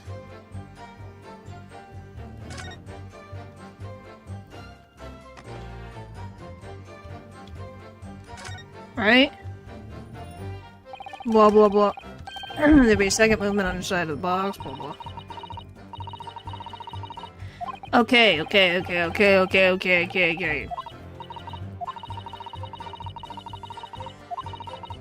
Some produced by this movement will be different to the single tone we've already heard. Okay. It's fine. I'm just trying to figure it out.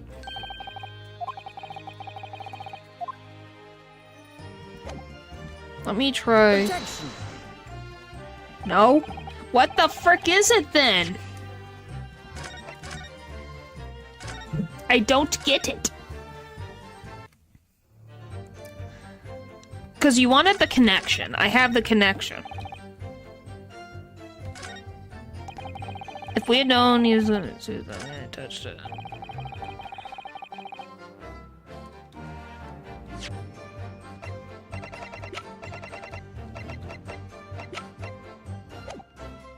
That's the thing, I'm trying to prove that it's Morse code, so it's like...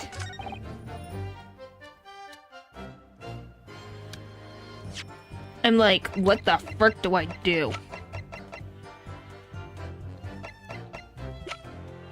Is it the frickin' newspaper again? Objection. Nope.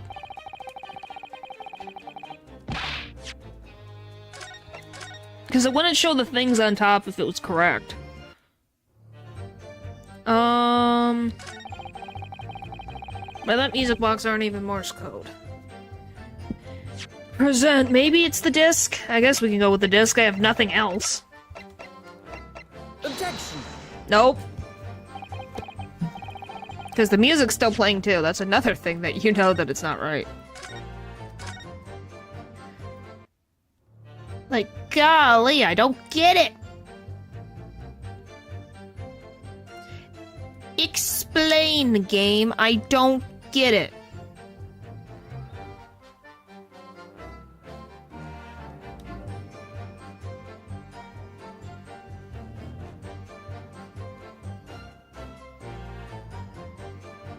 Oh!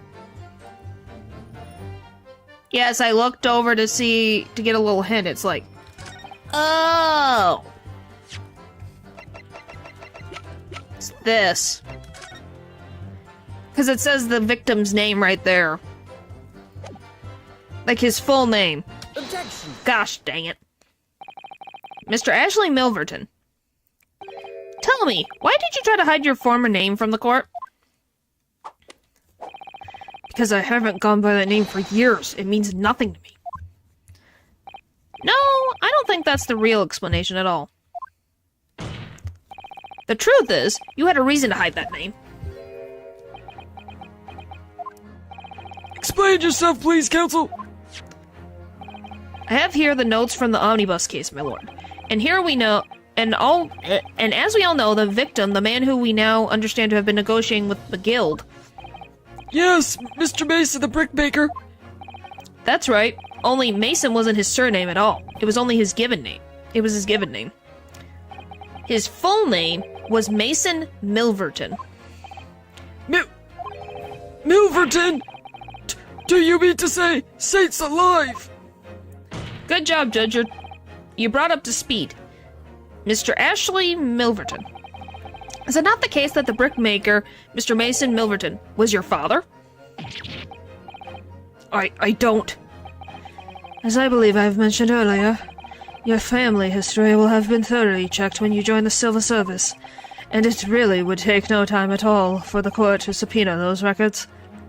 Thank you, Van Zeeks. Thank you. I'll give you a pat on the head. Good job, Van Zeeks. Good job. The truth is, you have been illegally acquiring highly confidential government information and selling it on to McGill in collaboration with your father. Well, it's just like how it is with, Edgeworth. Can be annoying sometimes, but reasonable. Yeah, just like Miles. The facts. The new facts and evidence unveiled by the cross-examination of this witness all come together to reveal the truth. The truth, you say? That you collaborated with your father, Mr. Mason Milverton, in illegal dealings with Magnus McGill. By the dint of this music box, you mean, counsel? Yes, stealing information being sent in a secret government communications and selling it on to McGill. Mr. Graydon concocted this elaborate scheme of using two music box discs to encode the information, as presumably a safety measure against the information falling into the wrong hands. And a very effective one. I shouldn't have given the scheme any credence whatsoever. But the deal with McGill when Sour and the brickmaker met his end. Yes, but before he was arrested, McGill managed to temporarily dispose of the stolen disc at the pawnbroker. Then, having learned of the situation, you appeared at Windy Banks 2 days ago. In an attempt to recover the two articles McGill had placed in pawn there. But that attempt failed. One of the discs was seized by the police, and the other you never found. So that same night, you enlisted the help of the Skulkin brothers and broke into the pawnbrokery. This time, determined to recover the second disc.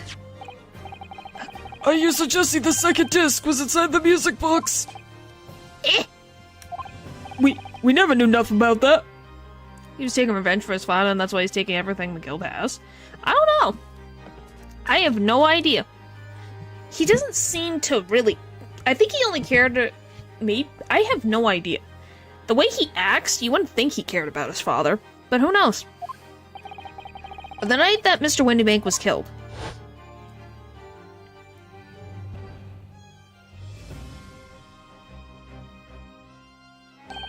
the intruder to the pawnbroker touched one item and one item alone, the music box. As rather ingeniously demonstrated using the two prints from the security camera, indeed.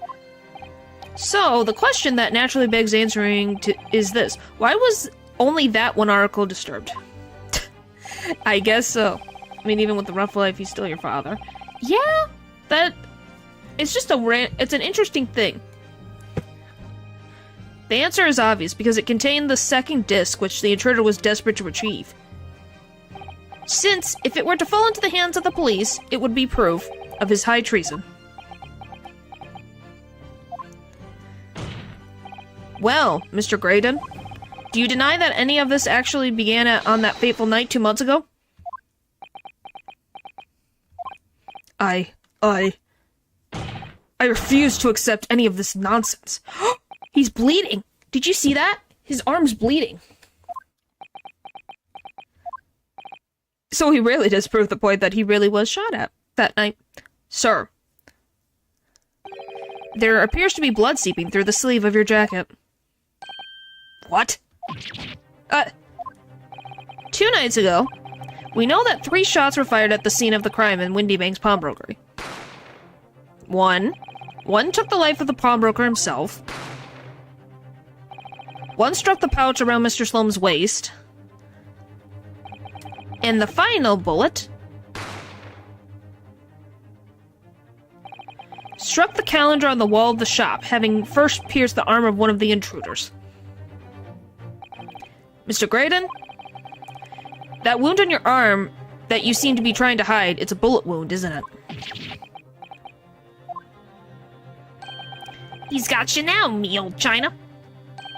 time to call it quits and croak, I reckon.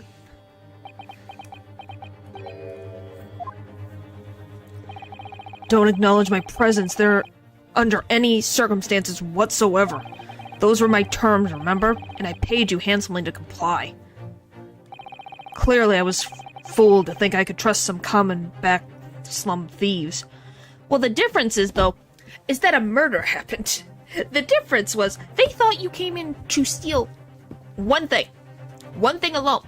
That did not mean that there was going to be a murder around. That's not what they came for and what they signed up for. Things changed as soon as you decided to take the hands of Mr. Windybank. Fine, I admit it. I was there in Windybanks that night. I paid this pair 10 guineas to accompany me, and as you've noticed, I sustained an injury in the course of my adventures. Not government property. Yeah, that's the thing. They were led to believe that it was something not a big deal. This is something that was way over their heads. Like, as you said, they're petty thieves. They weren't trying to do anything related to the government. That was not what they signed up for. They thought, oh, they'd help an old buddy. And that's about it. They didn't think it was going to be related to high treason.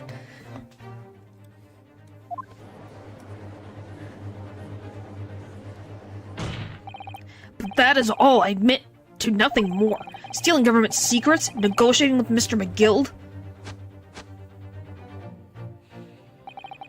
Yeah, it changed the deal a lot.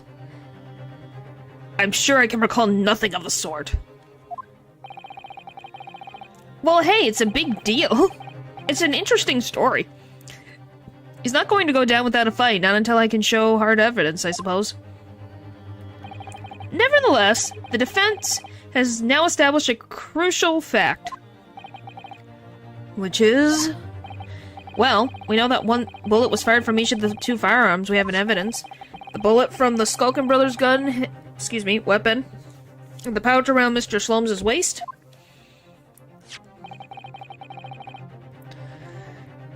And the bullet from Mr. Windybank's weapon clearly must have been the one that caught Mr. Graydon on the arm. Indeed it was. We can rule out the possibility that the man shot in the same direction that he was at. And that leads us to only one conclusion. Mr. Windybank was shot by a third weapon, which can only have been fired by the third intruder. Goodness!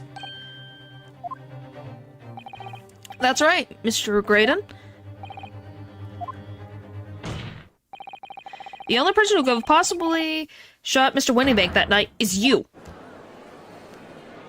Because you can't tell me that Gina could, because she didn't have anything, and that thing was only loaded once.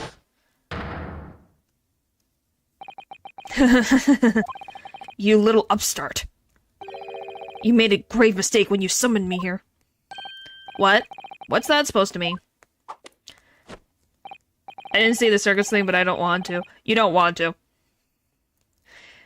Yes, as you rightly say, I was there at the pawnbrokers. I did my best to hide the fact naturally. I had no intention of ruining the distinguished career I'd built for myself at the communication station. But did the thought ever cross your mind? Did you ever consider the possibility? What do you mean? What thought? What possibility? The possibility that if I was there at the scene, I may have witnessed the crucial moment? Oh my gosh. You see, this is his last stand. This makes me a key witness in this case, and I have my hands firmly around the neck of your client. What? Are you suggesting? I saw it all. I saw the very moment that pickpocket pointed the weapon at the poor defense pawnbroker and shot him.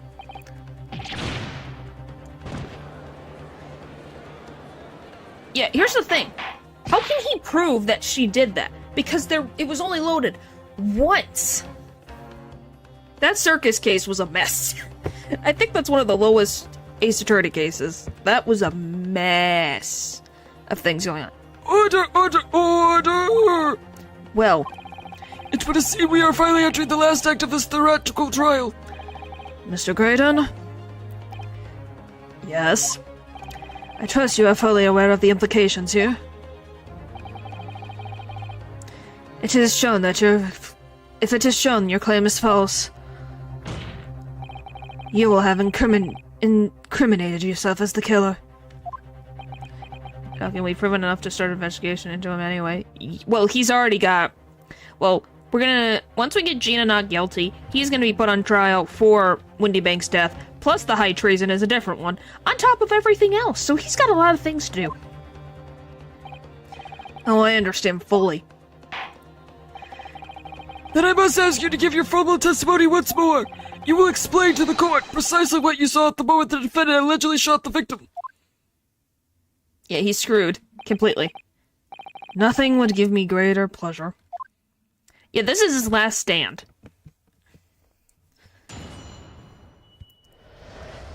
The moment of the shooting. While these ruffians were jostling with the broker, I was still near the entrance to the shop. When Windybank threw Nash over the counter, I felt a sharp pain in my arm. much credibility after all that. Yeah. I pursued the man, but he shut himself in the storeroom. I could see him through the people in the door, though.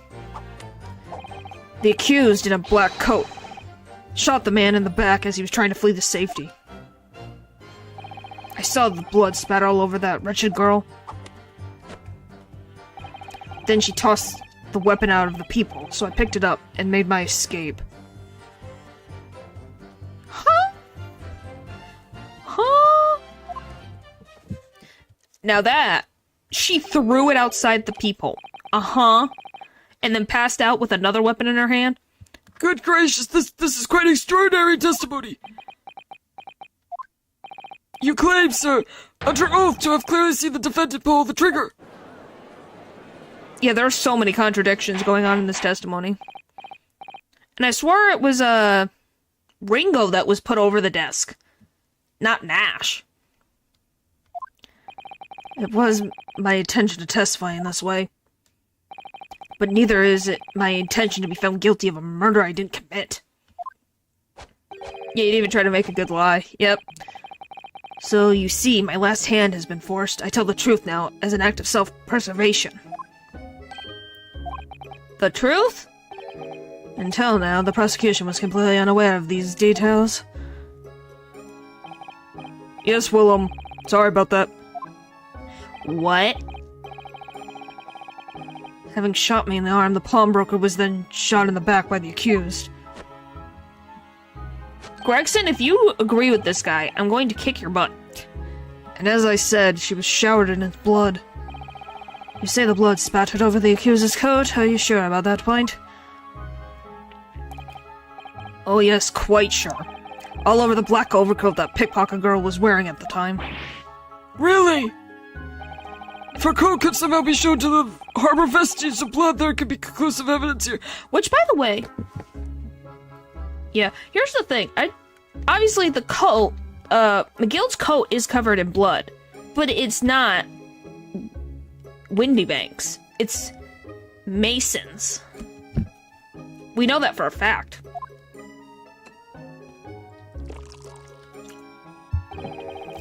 Such an investigation is entirely possible, my lord. What? Only very recently, a German scientist has developed a technique to identify human blood. Why didn't you bring this up earlier?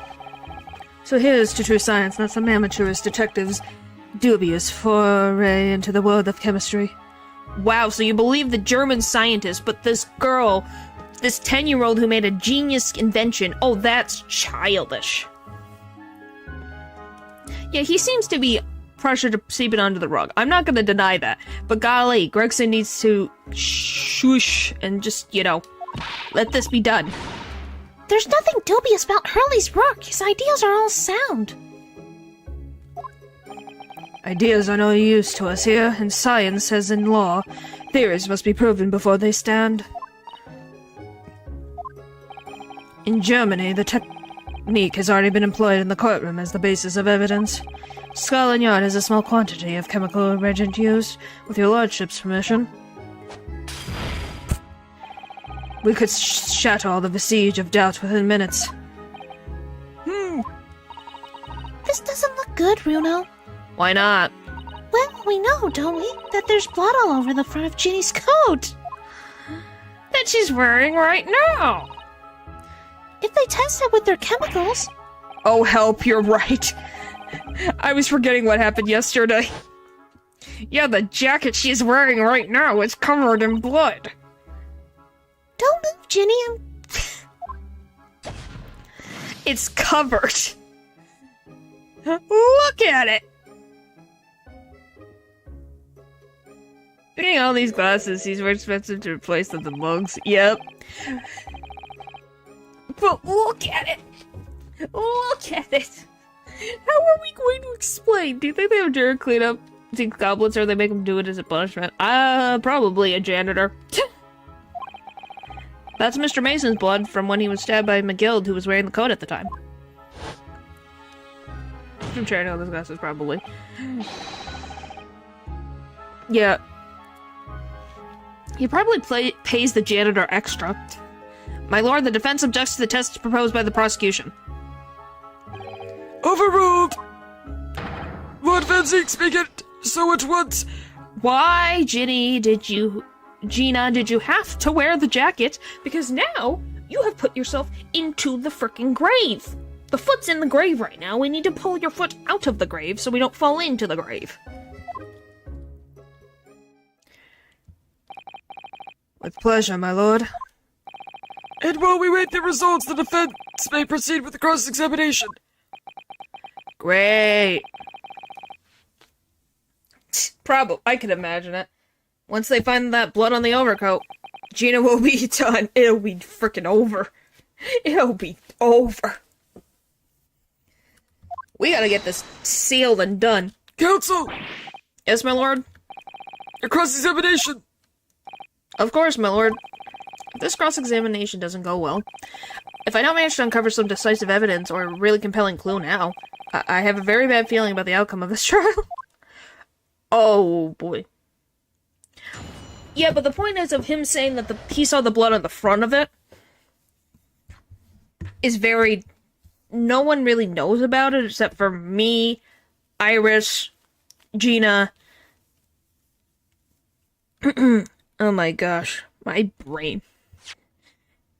And Cisato. I think they're the only one that know. Underbank through Nash over the counter.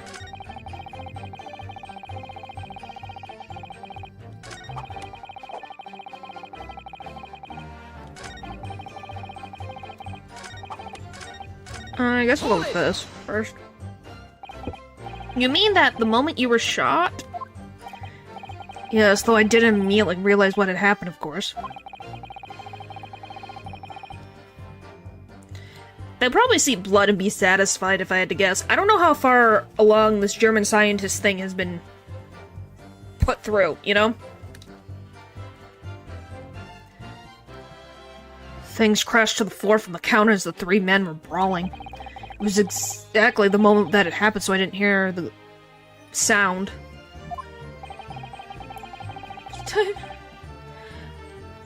I don't really want to think about it. I'm assuming they would just take the jacket off her. And the bullet went on to strike the calendar on the wall behind you. Do I know, get his wound patched up? He had hours to do so. Well, I don't think he wanted to be considered suspicious by going to a doctor, because they would... Because wouldn't you be very suspicious about, you know, someone having a bullet wound? So it would appear. When I looked at my arm, I saw it was bleeding badly, so I wrapped my handkerchief around it. Seeing as I couldn't explain what had happened to a doctor, I had no choice but to wait for it to heal. See? Because how would you explain to a doctor where he got the wound? Because the bullet actually hit him and went through his body. You can find no blood stains on fabric. Ah! Oh. Yeah.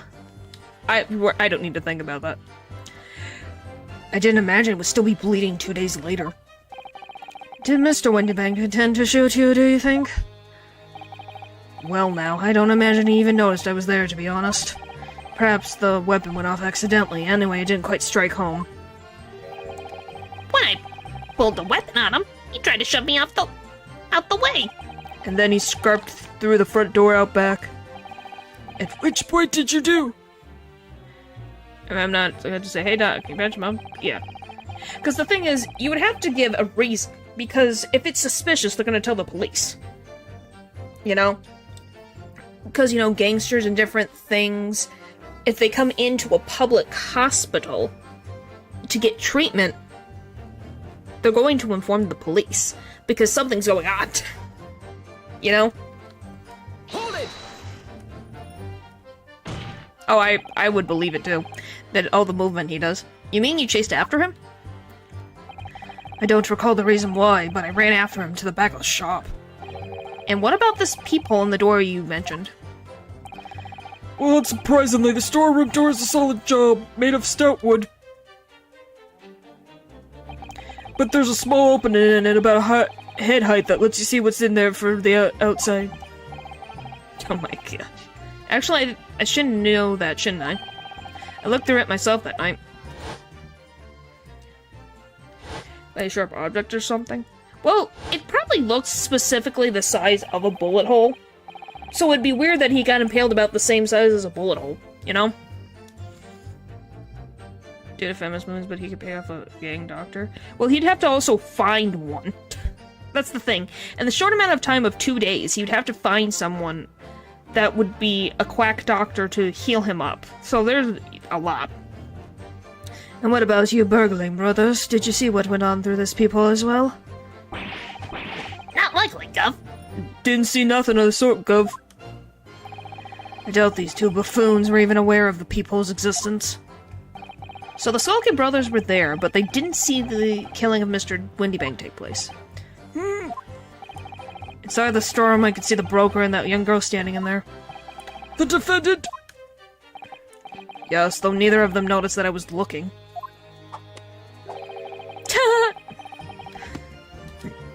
I don't even think he really doesn't think anything of Iris, which, you know, don't underestimate her.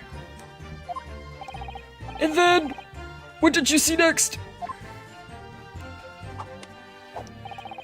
Black coat. Alright, we just gotta go through and see what pops up. Yes, when the crime was discovered, the defendant was found with a weapon in her hand, but that was Mr. Windybank's weapon, from which only a single bullet had been fired. And as we've already established, Mr. Graydon, that bullet was fired at you. Oh, but no, it wasn't the broker's weapon that pickpocket girl had when I saw her. Yes, the bullet from Windybank's weapon grazed my arm, and yes, the Skulkin brothers' weapon grounded the detective. Okay, just before I continue, let's take him as the benefit of the doubt. Let's say that Iris had a third weapon around. Excuse me, Gina had a third weapon. Why don't you show it to the court then? Because Gina doesn't wear gloves, so her fingerprint should be on the weapon. Because you took it with you. Why don't you show it then?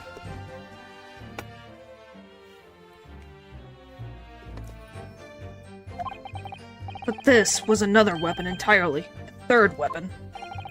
The broker's gun was not the only motor weapon. So clearly there had to be a third firearm involved. In other words, the accused must have had her own weapon with her at the time. Objection! But no other weapon was found at the scene. Calm yourself, counsel. Sorry? You must consider the events in order. At first I saw the broker and the girl glaring at each other, but then, all of a sudden, the broker turned to run, and it was at that moment that the little gutter rat shot him in the back. Chilling image, I must say. That is not helpful to me. I need information. Give me something. All over her? Yes, through the peephole I saw it clearly. Of course, the stains are invisible now with that coat being such a dark color. But I assure you, that garment is sullied with the victim's blood. Well, it's sullied with blood, that's for sure. But it's not Mr. Windybank's blood, is it? Shush, Iris. No, that's right. It's Mr. Mason Milverton's blood from when McGill stabbed him 2 months ago. It's so annoying. If they'd only accept Charlie's chemical analysis, we could prove that. But they won't, so unfortunately we can't use it as evidence to support our case. Bother. Yep. Couldn't be easy, could it? And you toss the weapon out the people. Okay, so it's this in the first statement. Did I hear you correctly? She threw the weapon out of the room? That's right after the broker fell to the floor, she started walking over. Over to where exactly? In the direction of the storeroom door to where I was watching. Of course, I quickly retreated, and then the girl dropped the weapon through the peephole onto the floor on my side of the door. But why on earth would she do such a thing? I agree with the judge. I couldn't tell you. Perhaps she was hoping to distance herself from the murder weapon. Without thinking, I went and picked it up. I suppose I was worried about just leaving it there. In any case, any more tragedies took place. So it was you, in fact, who took the third weapon from the scene of the crime? Yes, it was yours truly. I left the clear up to my lackeys and left. Clear up? We'd made a bit of a mess around the counter, so Mr. Whistling Flute here told us to tidy up. He thinks our bloomin' mum sometimes. He thinks he's our bloomin' mum sometimes. Well, I was paying you enough. Eh, Tell me, Mr. Graydon, when you left the pawnbrokery that night, was it by any chance with the second disc in your jacket pocket? You're like a bullet at a gate.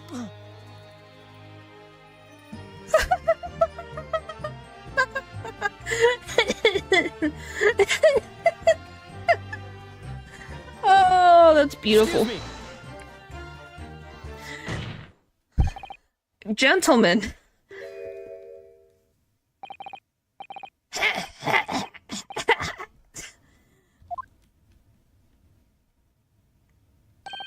Something wrong, Sunshine?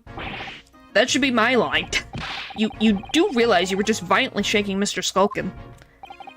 blimey, this deed's a bit of an hooligan, ain't he?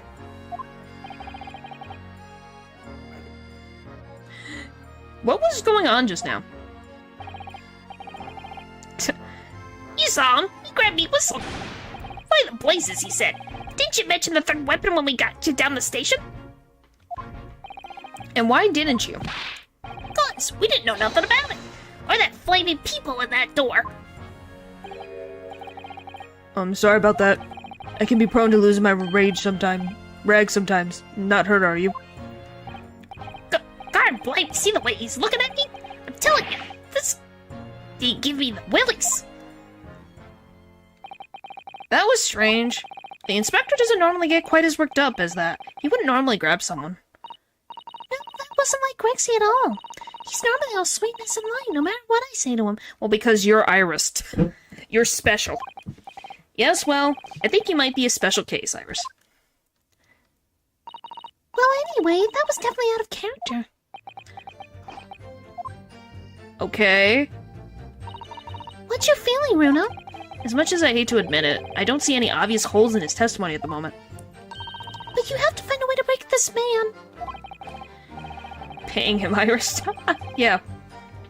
And quickly, too, because once they discovered the blood on the overcoat Gina was wearing. It's a bit strange that he's so sure of himself about seeing the blood spatter over Ginny's coat. Yep. Gregson, just moving on. It doesn't strike me as the sort of thing you'd claim if you hadn't genuinely seen it happen. But we know that Gina didn't shoot Mr. Wendenbeck, so what's going on? All I know is that it's very unfair. Why should some German scientist's test be acceptable as evidence when mine and Harley's wasn't? Detectives can use test tubes too. Never mind that, I have to find a real stark inconsistency in this testimony somewhere. And I have to find it before the prosecution discovers the bloodstain on Gina's coat.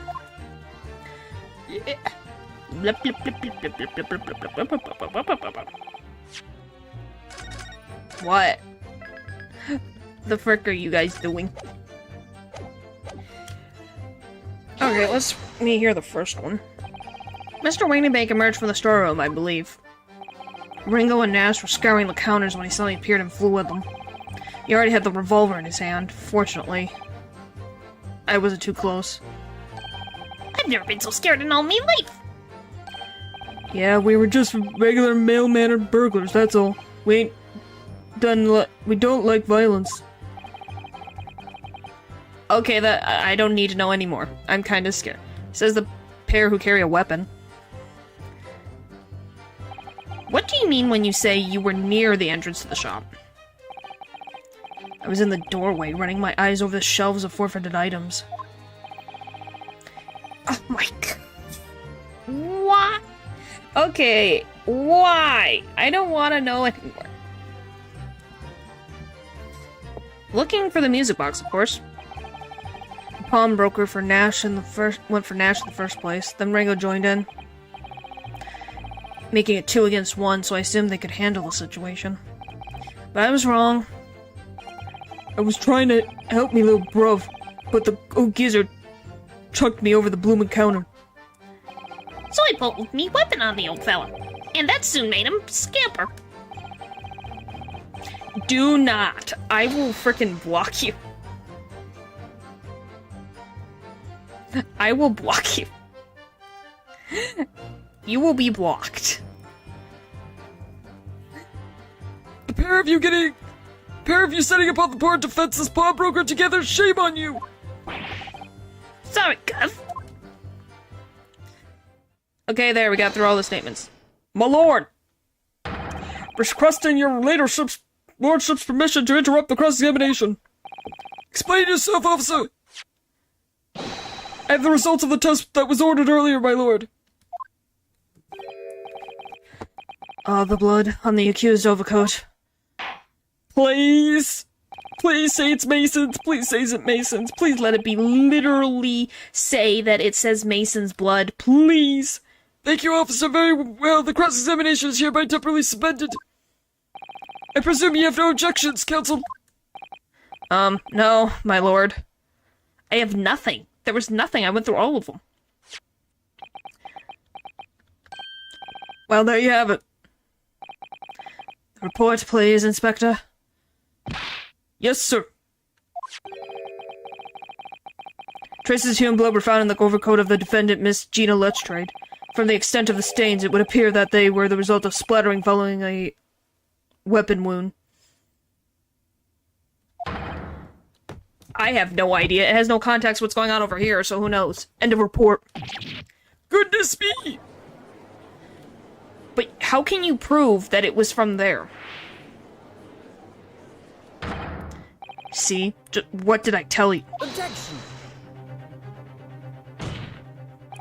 No, the blood on the coat is not Mr. Windybanks. What on earth makes you say that, counsel? The coat originally belonged to Magnus McGild. Just before his coat was deposited at Windybanks, McGild had fatally stabbed Mr. Mason Melverton. So the blood on that overcoat is the blood of the brickmaker from the omnibus. Objection! Well, the dead cannot speak. Isn't that right, my Nipponese friend? But you can't prove it that it was frickin' Windybanks either, so you can't frickin' say anything. Don't say, oh, well, he said this.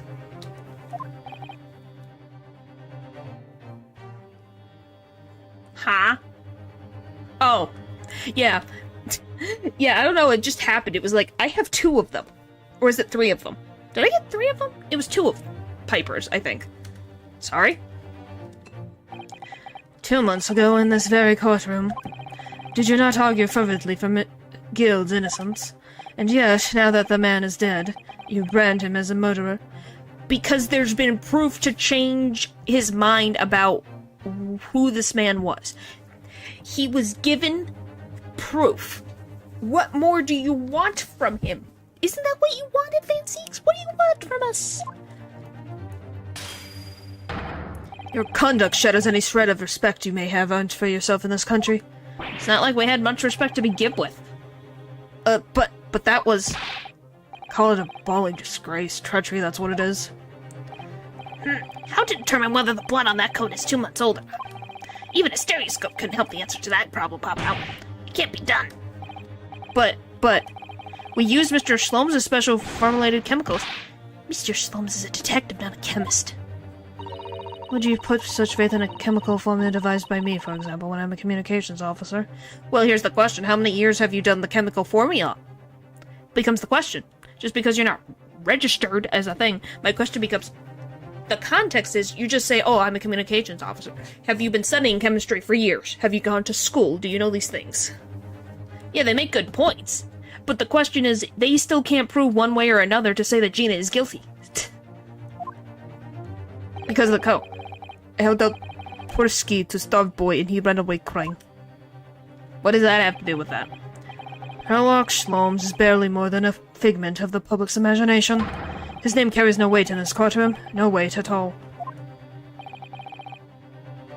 Yeah? How could you say that? Victory is sweet indeed. Negment Field and Sholmes doesn't have the necessary education. How do we know that, though? How do we know that he doesn't have education in chemistry?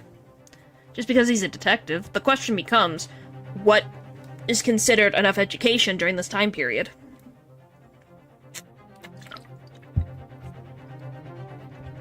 This proves that my testimony is the whole truth from start to finish. Tell my guess.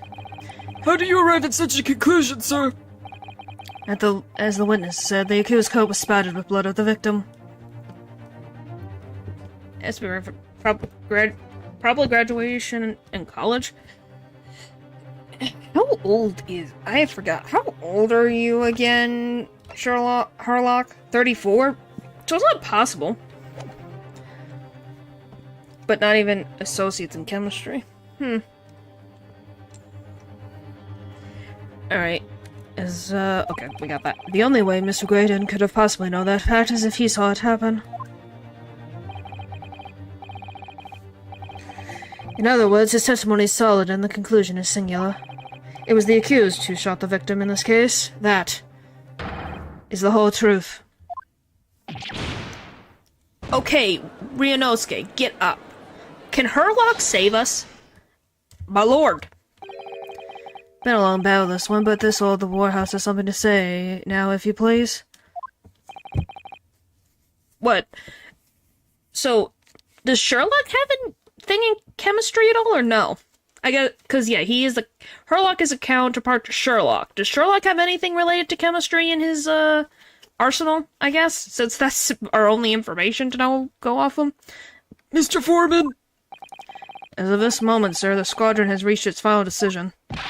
Ready, men? All for one now. Sir. Guilty. Guilty. Guilty. Guilty. Guilty. Great. Guilty. Okay. Sherlock is a detective only? Okay. Just was curious. I didn't know if he had any other, things. He's not a chemist, but he is pretty knowledgeable. Okay. Just didn't know if he had any other, like, credentials and stuff. It would appear the ladies and gentlemen of the jury have reached a unanimous verdict. If you make me do a summontation examination again, I swear to all that is good in the world, game. The defense has consistently failed to unpick this witness's testimony. Here's to any attempt you make to unpick the juror's decision being equally successful. Ugh. Ah! I don't believe it. After I've come so far, how is it all unraveling on me so fast? Is he arrested for perjury, though? Who in particular? Are you meaning Gina? Who are you meaning? It's particular. But apparently he left school after 2 years to pursue his intended career as a whole first contestant. Ah. Very distressing. To be held in such low esteem. Guess who's here to save us all? Is that you? Are you in disguise? Wouldn't you agree, Mr. Naruto? Well, on oath. Yeah. Officer, you've delivered the report now. That will be all, thank you.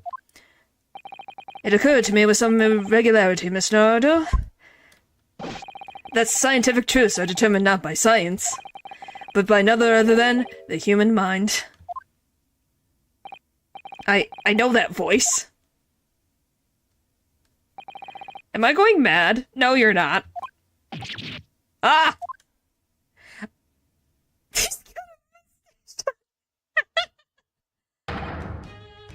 Mr. Slomes! Surgeon and a... Point is, Watson's the one with all of the freaking degrees, golly. Look at the... I gotta move over just so you guys can see Grixit. Look at this. Look at this beautiful image. It's so beautiful.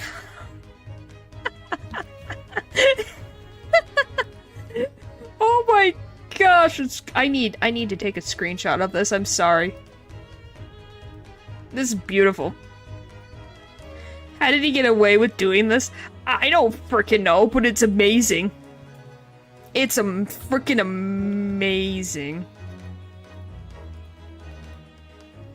I love this so much. Hello! And this mustache should not fit him this well. It really shouldn't. It works so well.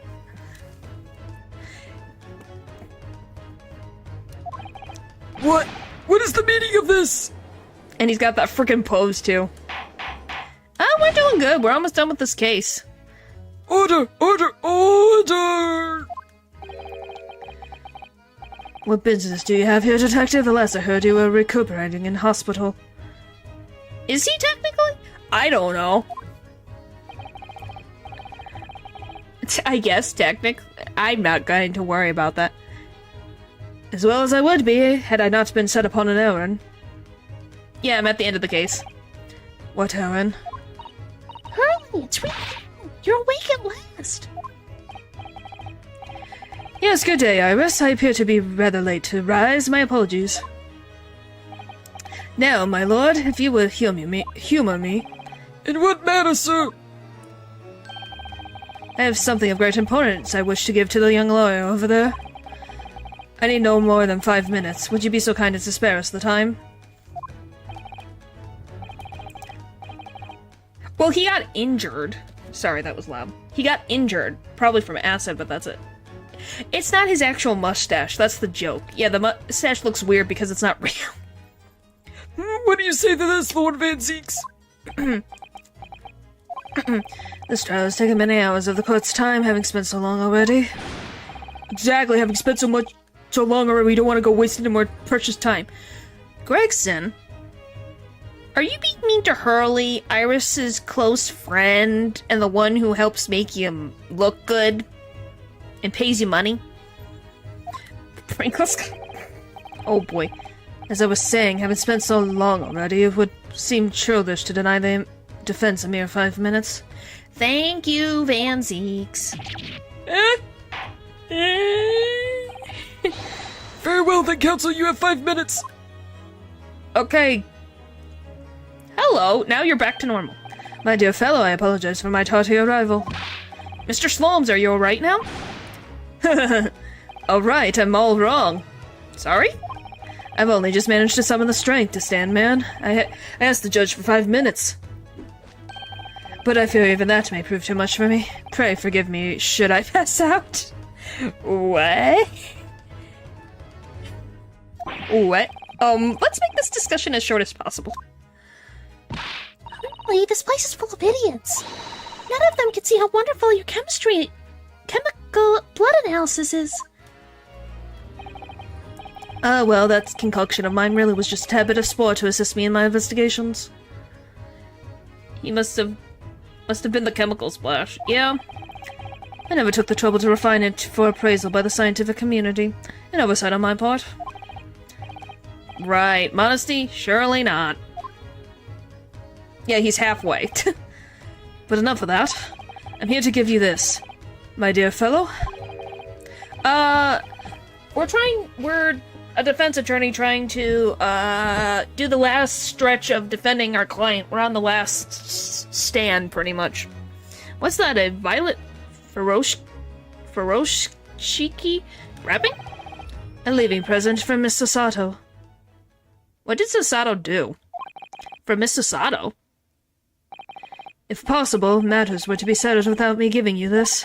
Those were her instructions when she asked me to do her this favor. I don't understand. But what's did the mustache guy do exactly? So this is Herlock Shlomes. He is a detective. He's a reference to Sherlock Holmes. He was with us when we were trying to stop a burglary from happening, and he got something, I remember she left. She didn't pass away. She had to go back home because her father was sick. Anyway, Herlock, this guy, he was with us trying to stop a burglar, and he was shot at, and one of his chemicals got hit, and he got injured.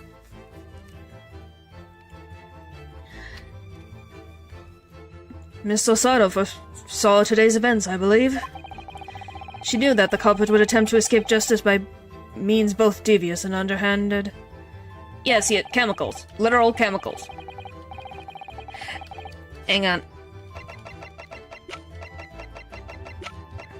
These.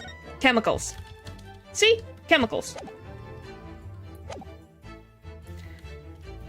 And that you, Mr. Naruto, fighting fairly as you are want to do, would find yourself in considerable peril. It's not poison, it's just chemicals. At that very moment of crisis, you were to be given this small parcel. Those were the dear lady's instructions. A leaving present from Susato-san. Whatever could it be? What is this? Oh, it's the machine I made. Oh, great. That can make me shocked. I don't know about that. What is this supposed to do? Okay. Look, I used this. It's my latest invention. What is that? I call it the cat flipple mat. It can make a cat flap for a little furry friend like Woggy in seconds. Huh? What's Susie up to? Miss Sato muttered the following words before she left. I'm a failure. I don't deserve to be a judicial assistant. What? Didn't she say something like that? You really are the best judicial assistant in the world. Well, that's extremely flattering. But I'm sorry to say that I've been a complete failure. And I don't think that's true. Whatever did she mean by that, Mr. Slomes? That night when you left Windybanks in pursuit of the thieves, Miss Sato made use of this contraption for a certain purpose. Yep. This is your answer, dear fellow? Not all cryptic, then. Susato used this cat flopple mat that night? But why? Compact machine for rapid creations of small flaps and larger doors to allow cats to come and go freely. Okay.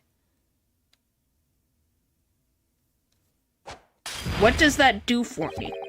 Your 5 minutes is over. You get it? We're out of time already?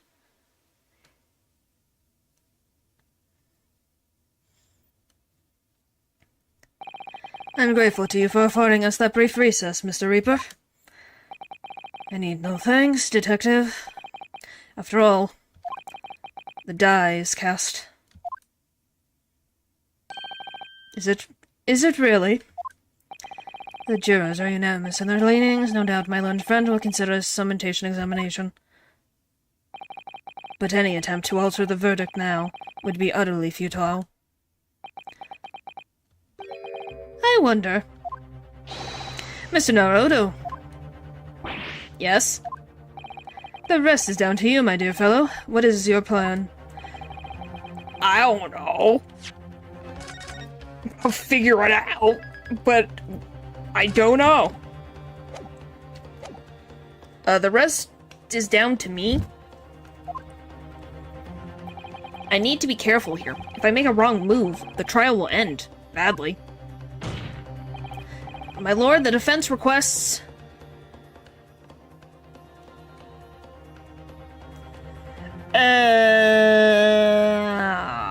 What?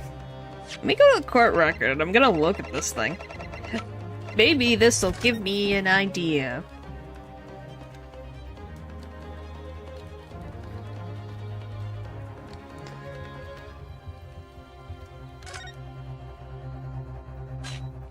Oh! My gosh. Phew, those vicious teeth look like they could rip through almost anything. They're good, aren't they? They're made of special alloy I developed just for this job. The cutter rotates 10 times per second, so it can get through any kind of door in no time. And what are these two parts at the top there? Those are for attaching hinges to the section of door that gets cut. Right, of course. Nothing can match this machine for power. It can make mincemeat of even the toughest of doors. It sounds so charming and friendly when you say what it's for, but it feels like the reality of the cat flapple mat is that it's a grim weapon of door destruction. Wagahai is so adorable that nothing I wouldn't do for him, even developing deadly weapons. Okay. Anything? I don't get it.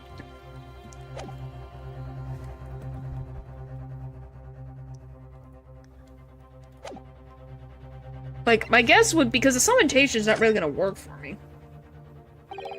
Further cross-examination. Objection! It kinda does. The jurors have spoken. Protocol dictates that you may not cross-examine a witness now. Objection! The defense is not asking for the cross-examination of a new witness, rather to continue with the one of an existing witness. What? It would appear that a rather important detail has escaped your attention, Mr. Reaper. My lord, blah blah blah blah, blah blah blah blah blah blah blah. It hasn't been finished yet. The cross-examination is hereby temporarily suspended.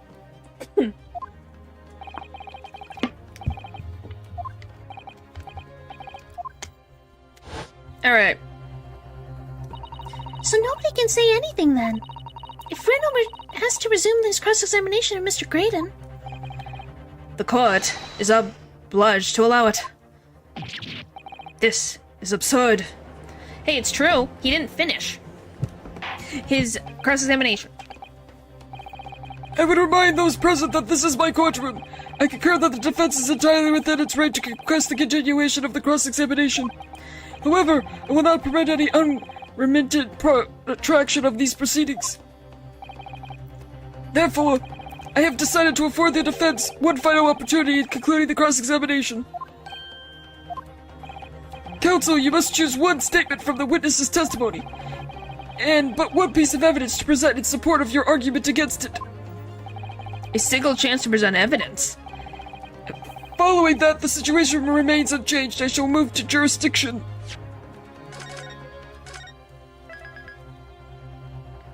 Alright.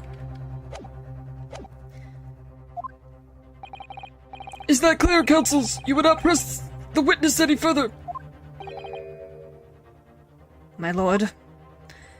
I'll figure it out. Just give me a sec. I have to look at the frickin' testimonies and maybe it'll come to me in a sec. Yes, my lord. A single statement and a single piece of evidence.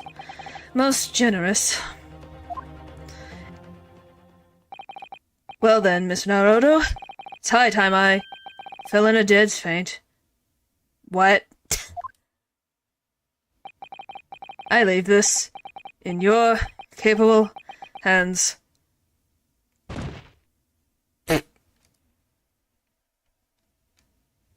Okay. Mr. Slopes! Can someone take him out to the gallery or take him back to the hospital, please? Okay, are we good now? To stand so secundly before the court in a state of such high fever. Oh, he was in a fever. Either the man has extraordinary strength of mind or an extraordinary lack of feeling. I'd imagine he's feeling very little now. The detective is sleeping soundly in one of the antechambers. Well, that's good. Strike a man when he's down, why don't you? Well then, counsel, are you fully prepared? Yes. One statement, one piece of evidence. I won't let Mr. Slums down, or Iris. He's being direct is an understatement, yep. And I won't waste this final chance that Susato-san has given me. This is going to decide the entire outcome of the trial. Very well then, under the terms I have outlined, you may resume the cross-examination. Alright, well I'm gonna save, and then we'll figure it out from there.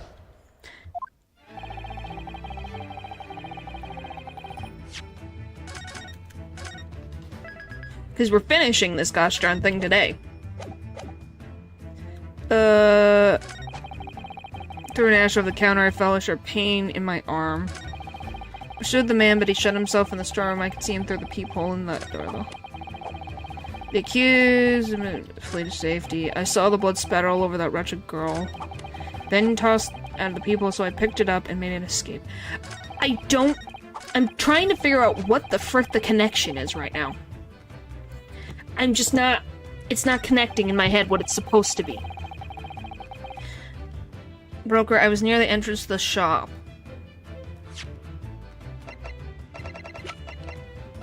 Because obviously, this is the piece of evidence.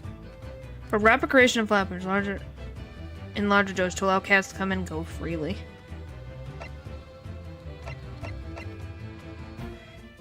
Our evidence has a sharp blade on it.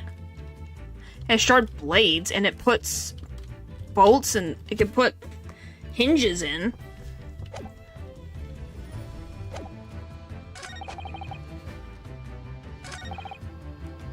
So I can see him through the peephole in the door.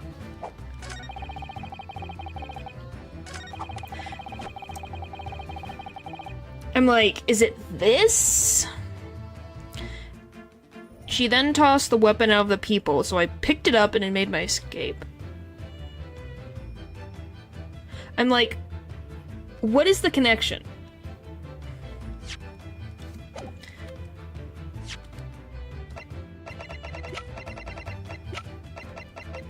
Objection!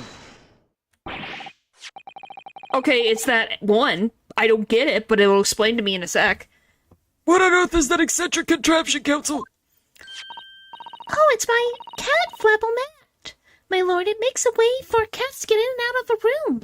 You can cut through any door you can think of, and make a new little door in the middle of it. That's right, my lord. It's a device for creating so-called cat flaps.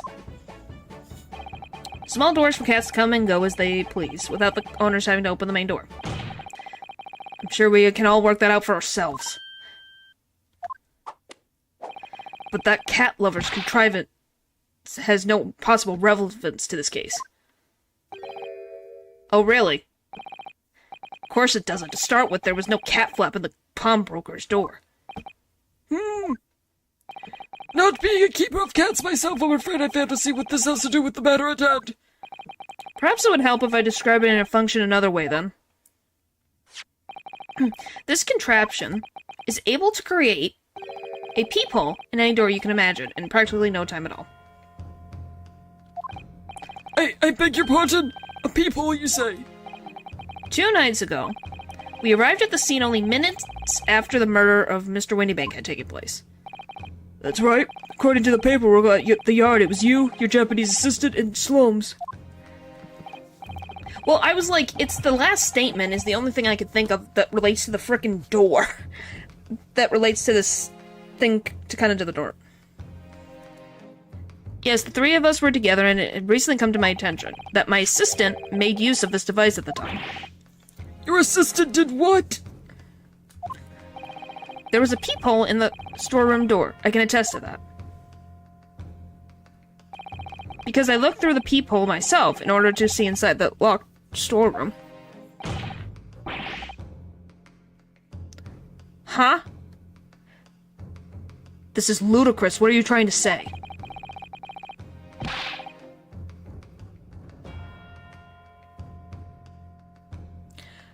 Wait, so the peephole wasn't there to exist. I thought it was a weird thing to exist. So you're saying that Susato made the peephole on the door to the storage room?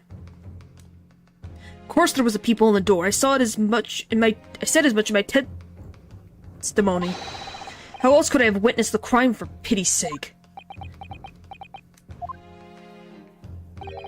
Yes, how could you? What? Counsel, kindly say what you mean. Alright, it's time to strike the final blow. What I mean is this, my lord.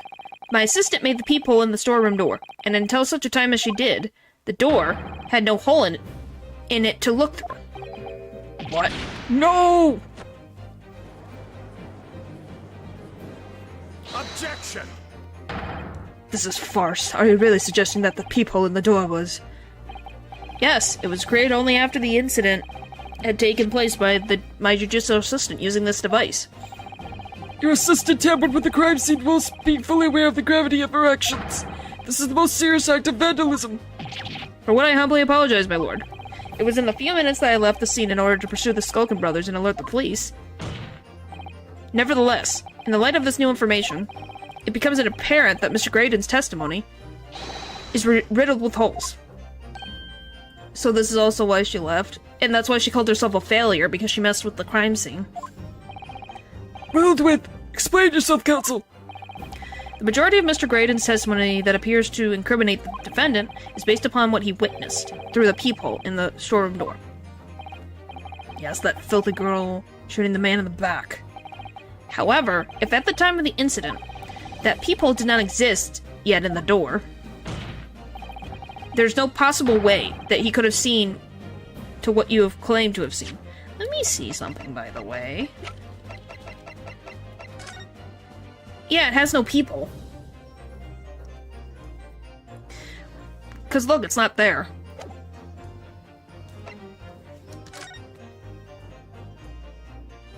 And then it's here at 1:30.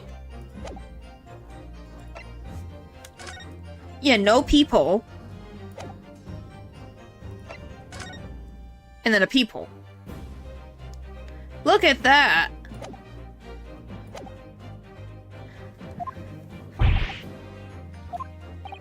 In short, your entire testimony is a pack of lies. But yeah, the game even proves that point. Order, order, order! Is there any credence to in this revelation? None whatsoever, as my learned friend must surely realize. Exactly, this is just some cheap trick designed to discredit me. I'm afraid not, sir. Of course it is. Do you seriously expect people to believe that the plaything can cut through a solid wooden door? Oh yes, I designed it to be very powerful. It can cut through even the toughest of doors. Has it been lagging? It doesn't... On my side, I have no issues, so I don't know. Like, I dropped maybe some frames, but that's about it. That's absurd. I don't believe it for a second. I had a feeling you'd say that. What? Wacky. Cooey, time for dinner. Oh my gosh, she made it by... Remember when Dylan pointed out he was kicked? Oh.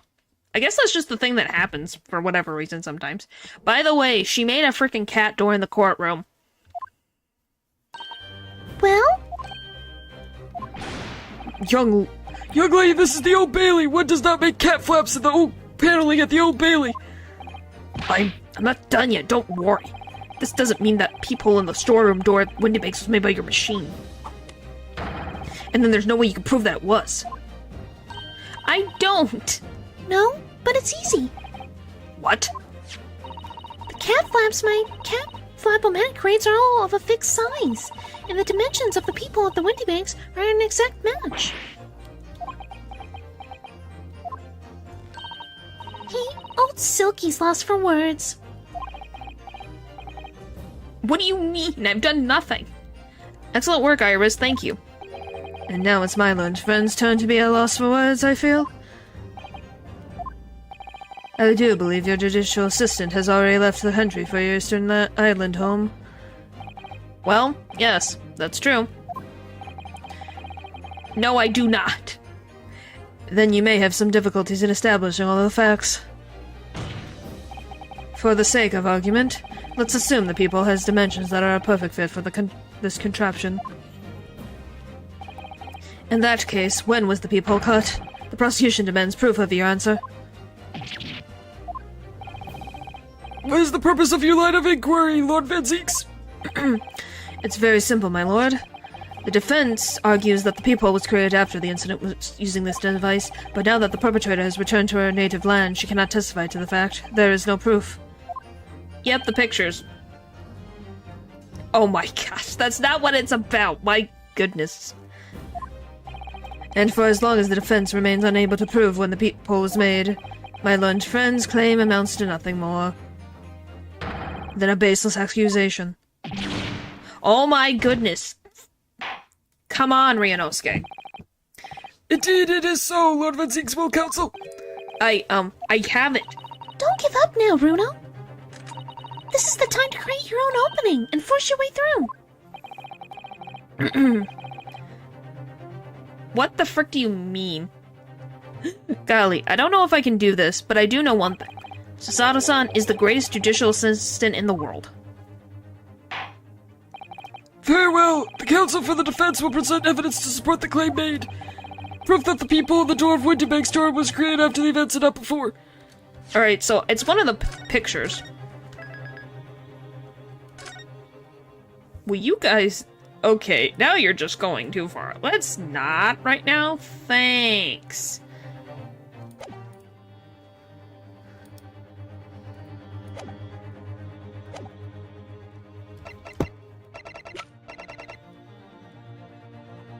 Take that!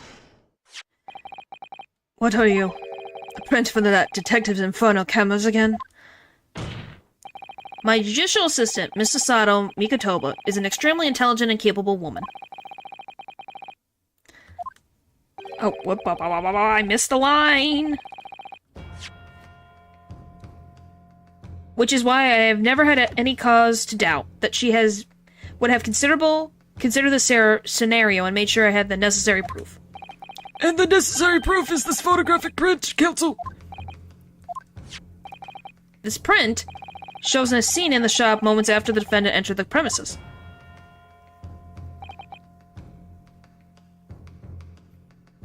Oh my god.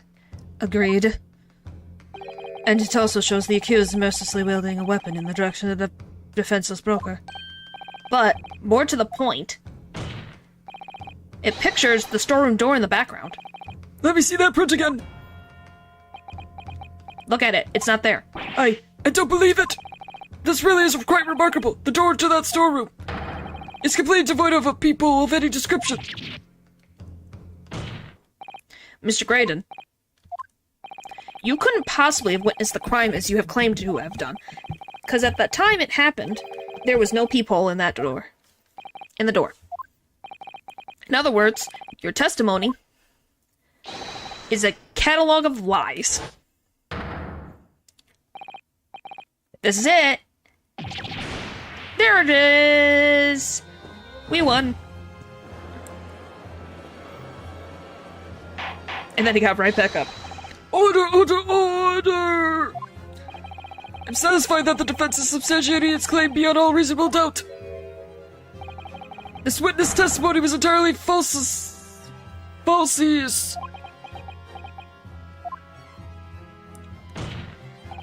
That's not the only thing we now know beyond all reasonable doubt. My learned friend's assistant's guilt can no longer be denied. The woman tampered with a crime scene. Really, that's what you're worried about right now? But more importantly, Good lord, there's more blood fencings! The defense may have established a comprehensive instance of perjury. But that is no proof that this man is the victim's killer.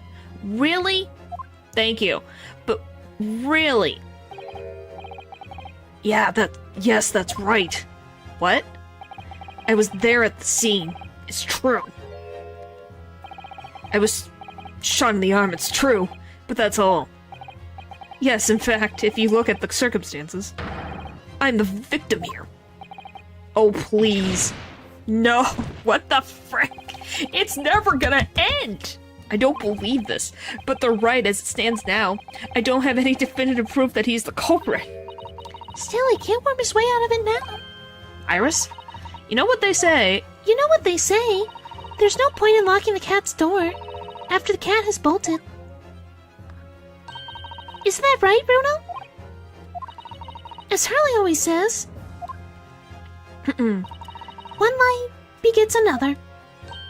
No, wait. That might have been a line I wrote for him in one of my stories. Well, no matter who said it first, you're right. Mr. Graydon? Yes, what is it? Not only did you give false testimony to the court, but the lies you told make no sense.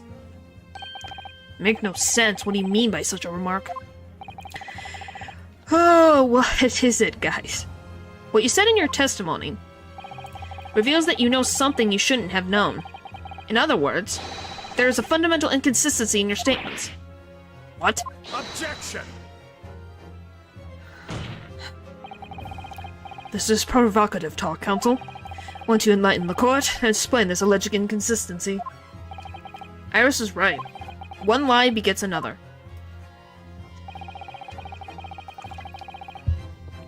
I'm trying to finish it as soon as possible. The inconsistency is revealed by the lies in the witnesses' statements. They show that Mr. Graydon had knowledge of something he shouldn't have known anything about. Namely, stains on the coat. The bloodstains that were present on Miss Letstraight's coat. That's right, the victim's blood spattered all over her when she shot him. I don't know, I'd have to literally go back and look. I think Spirited Away came out in 2001? I like Spirited Away. I might be wrong on the date. But how could you possibly have known that? Obviously, because I saw her do it to people in the... Uh-huh. The point is that you lied in your testimony, Mr. Graydon. It's the nature of the lie you concocted that is so revealing. You're not making any sense. Then let me ask you a simple question. How is it, Mr. Graydon, that you knew of the existence of the peephole in the storeroom door? What? Well, obviously Has the cat got your tongue, witness? the peephole in the door was made after the incident occurred, and once I returned to the shop, having failed to catch the two burglars, Scotland Yard's investigators arrived immediately. Since that time, the police have been at Windy Banks constantly, carrying out their investigation. Isn't that right, Inspector Gregson? Well, yes, of course. The place is chock full of pawned articles, and my lads had to thoroughly examine them all. So I gave the orders to have officers working around the clock and shifts so we could get through it all. And consequently, there was no way that you, Mr. Graydon, could have gained access to the shop. The point is it was not talked about in the testimony, so he's like, where the frick did this come from? Therefore, you should have known nothing about the peephole in the storeroom door. So the fact that its existence forms the basis of your testimony is completely incomplexable. Objection! And yet, the fact remains Mr. Graydon did maintain that he witnessed the crime take place through the peephole in the door. How on earth is that possible? Could I have a word, please, Lord Van Zeeks? Still frickin' going. Speak, Inspector. It's just that I really ought to be getting back to the station now to put it in my report. There's really nothing more I can add to this testimony, so if it's all the same to you. Permission denied. Oh. It's not all the same to me, Inspector. Not at all. You will remain exactly where you are until this trial concludes. Can it happen, like, in the next few minutes? That would be nice. Of course, sir. Mr. Graydon. You shouldn't have known about the existence of that peephole. Which can only mean I can't do a 5-hour stream. I have early work. That you must have been informed about it by someone else. Objection! Stop there, my learned friend. Do you think Gregson told him by accident? You realize I trust that the words you just uttered have extremely serious implications. Yes, but the defense believes that the details about the case that Graydon claims to have seen oh my god, must have been revealed to him by a certain person before his testimony. And in fact, considering a particular coup we have, there's actually only one person that could be. Yeah? Who is this person in question, counsel? Who gave this witness details of the crime scene to facilitate false testimony? I think it's Tobias. Take that! The truth is, it can only have been you, Inspector Gregson. Objection!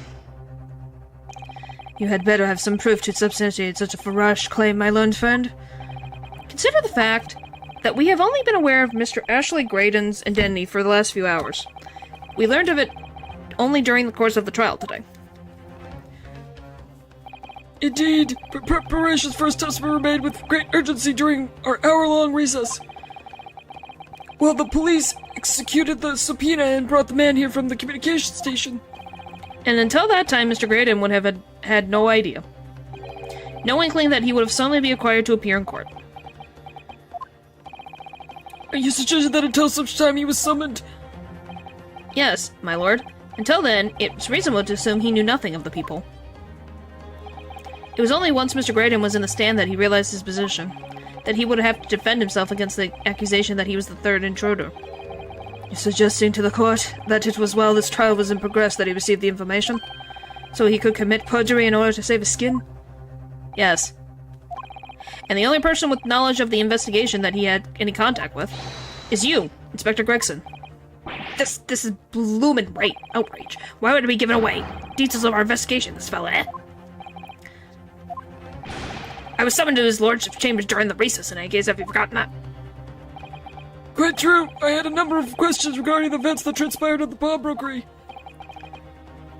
Which means... the first time these two laid eyes on each other was after proceedings resumed following the recess. Since then, they've been in full view in the stand, where such illicit discussions could possibly have occurred. It literally happened right in front of us. Oh, I just remembered something, Runa. What is it, Iris? There was one time before, wasn't there? I think it was when Ginny was testifying. Oh yes, now that you mention it.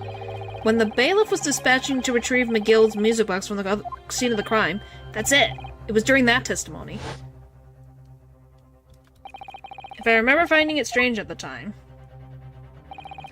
Mr. Graydon and the inspector seemed to be having some kind of secret discussion.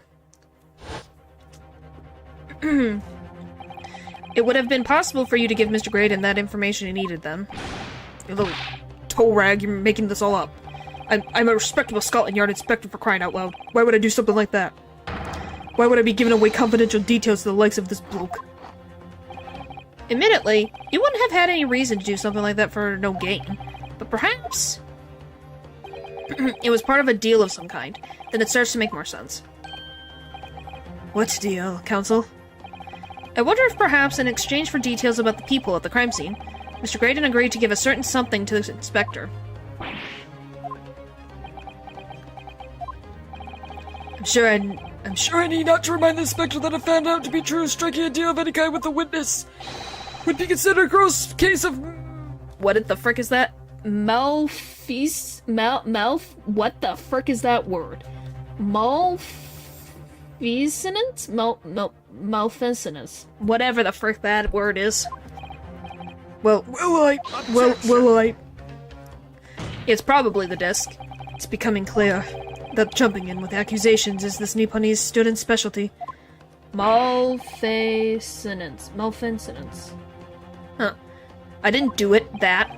But with the stakes so high, the prosecution is not prepared to listen to baseless charges. It is incumbent on the defense now to present evidence in support of this diabolical claim. Evidence? Just what are you proposing that the inspector demanded of the witness in return? The court must see proof of this alleged deal. If Inspector Gregson really did strike a deal with Mr. Graydon, then logically, there's only one thing he could have asked for. That must be it. Bruno, do you think it could be? Yes. It's the missing link that would join all the dots together in this puzzle. Excuse me, sorry. I must press you for an answer now, counsel. What evidence explains the nature of all the alleged deal?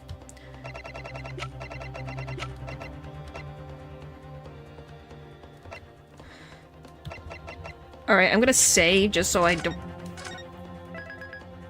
We're almost done with this gosh darn thing, please. I want to be done. Take that! Okay, good. Inspector Gregson. Besides this murder, is it not true that you've been working on another very important case? What are you getting at now, Sunshine? No, I don't think we'll reach 4 hours. I can't do that.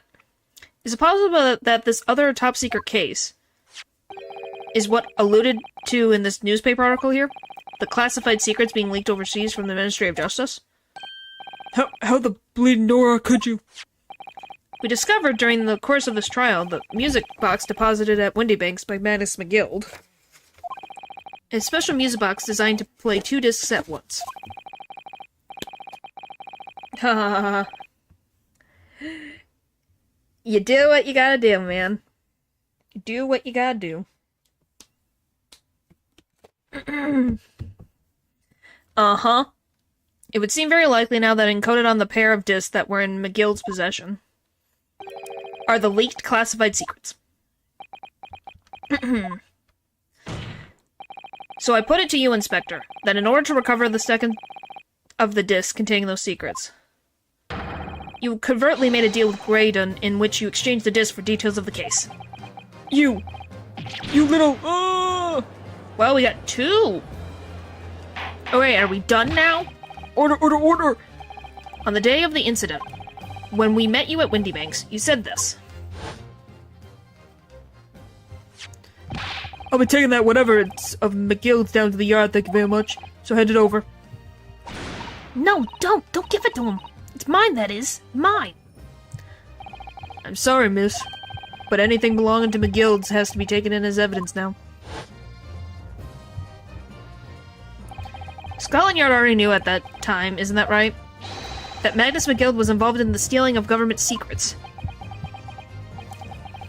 My orders were recover the medium used to convey the secrets leaked from the ministry, and do it on the QT, strict hush-hush. And that explains why, when I presented this disc as evidence to the court, you objected so heavily, I presume? Because you knew that it contained highly confidential information. Blimey, not likely. I mean, I wasn't sure of it myself. I realized there was a possibility, that's all. Inspector, surely you're not saying that in order to acquire the second of these music box discs, you did reveal confidential details of the crime scene to the witness? To aid and abet this man in giving false testimony. There's no other way that Mr. Graydon could have known of the existence of the people. Alright, you poor alien. Yep. As the only explanation, a deal was struck between these 2 men. As soon as we get the frickin' fireworks or whatever— No! As soon as we get the fireworks and things, we'll be done. Objection! If I stress if this sobering assertion turns out to be founded in truth, it would mean that the second disc is, as we speak, here in this very courtroom. Wait, what? In this room? How could you possibly make a claim like that? Because Inspector Gregson is a Scotland Yard detective. What? What's that supposed to mean, eh? As a seasoned policeman, the inspector will have approached this alleged deal with caution. Certainly, he would have not accepted a gentleman's agreement in this matter. No, he would have insisted on having the article agreed upon in the palm of his hand. Good gracious, then, you mean to say Inspector Gregson already has the item in question in his possession? He has the second disc actually on his person? Yes! I guess that's a yes. The defense demands that the inspector is searched at once. Definitely. They could only have struck a deal with each other when Ginny was testifying before, and Grexy hasn't moved from the witness stand once. My lord, please, order an examination of his personal effects immediately. Well, Inspector...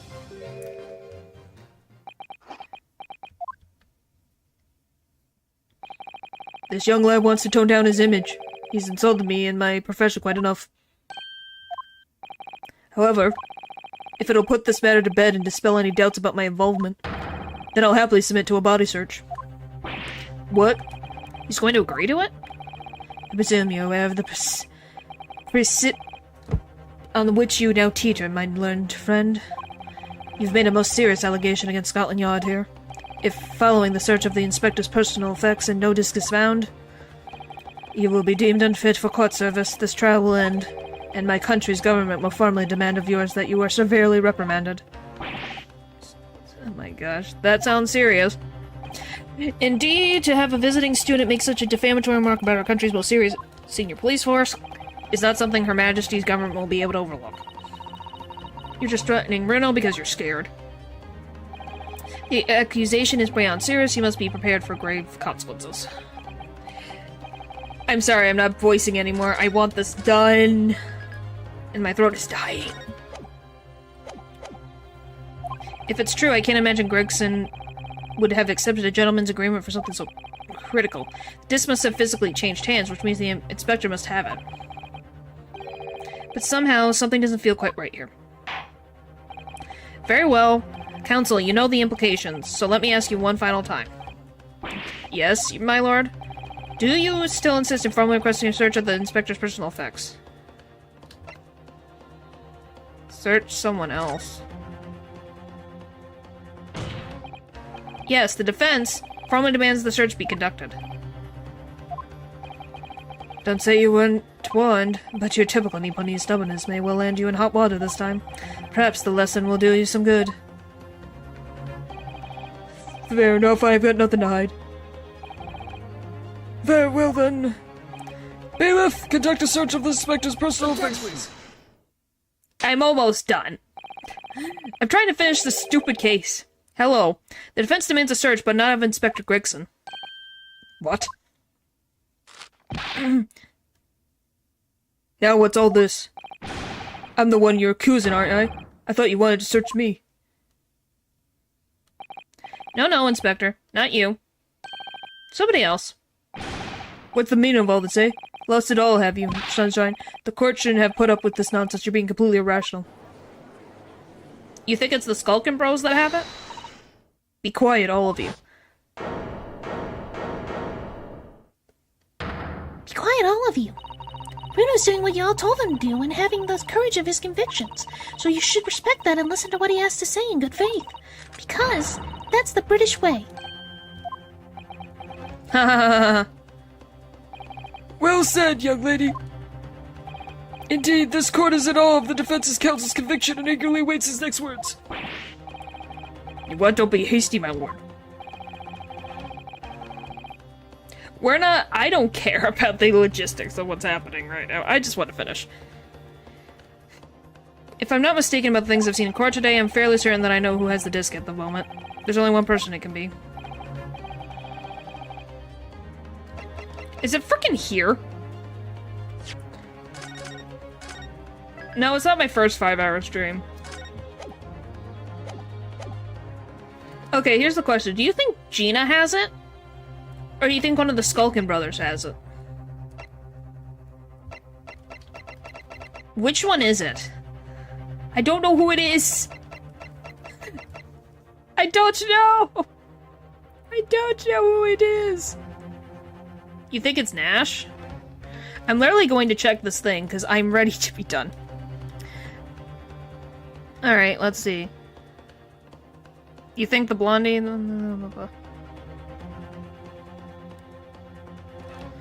Alright, during the shakedown? I was wondering if it was... So it's Nash. Take that!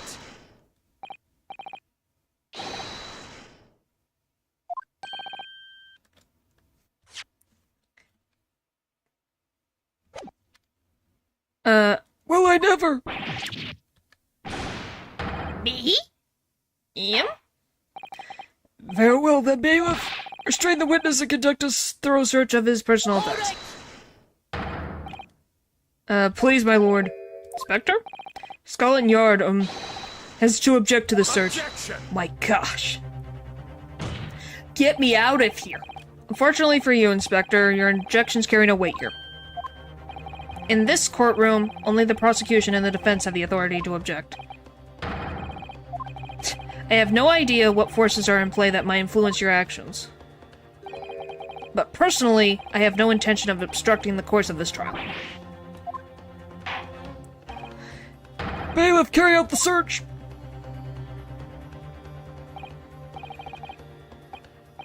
Now, hold on the mo. I don't know nothing about no disc. Cut it out. Ah! Here, my lord, in the witness's pocket. I found this. Good lord, that's... Another music box disc. I know nothing about nothing.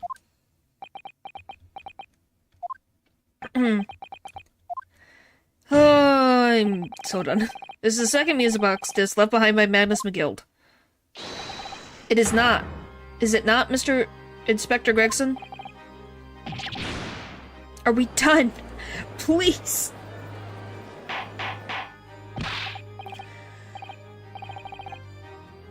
Order. Mr. Skulkin, what do you have to say for yourself?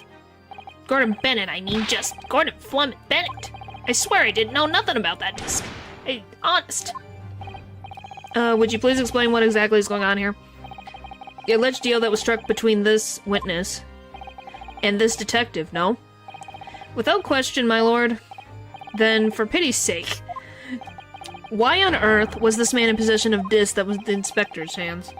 Inspector Gregson is a shrewd, calculating man who rarely loses his composure. But one particular point in this trial, he exhibited some unusual behavior for a brief moment. I don't recall what unusual behavior. It was, yes. Disconnection matters, but this will take too long, maybe. We'll see. It was during my cross-examination of Graydon. Go! Go! I'm not rereading. Go!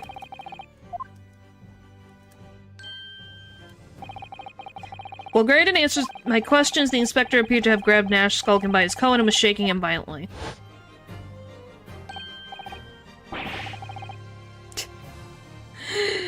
Oh boy. Yeah, he did all that and noggin was fall off, clearly I did. I was wishing I'd been born as brother was. And what exactly happened to make the detective attack you like that? I ain't got a clue, he just suddenly turned and grabbed me with a whistle like that, just started shaking me. Are you guys fine with me ending for the night? And I can... Oh...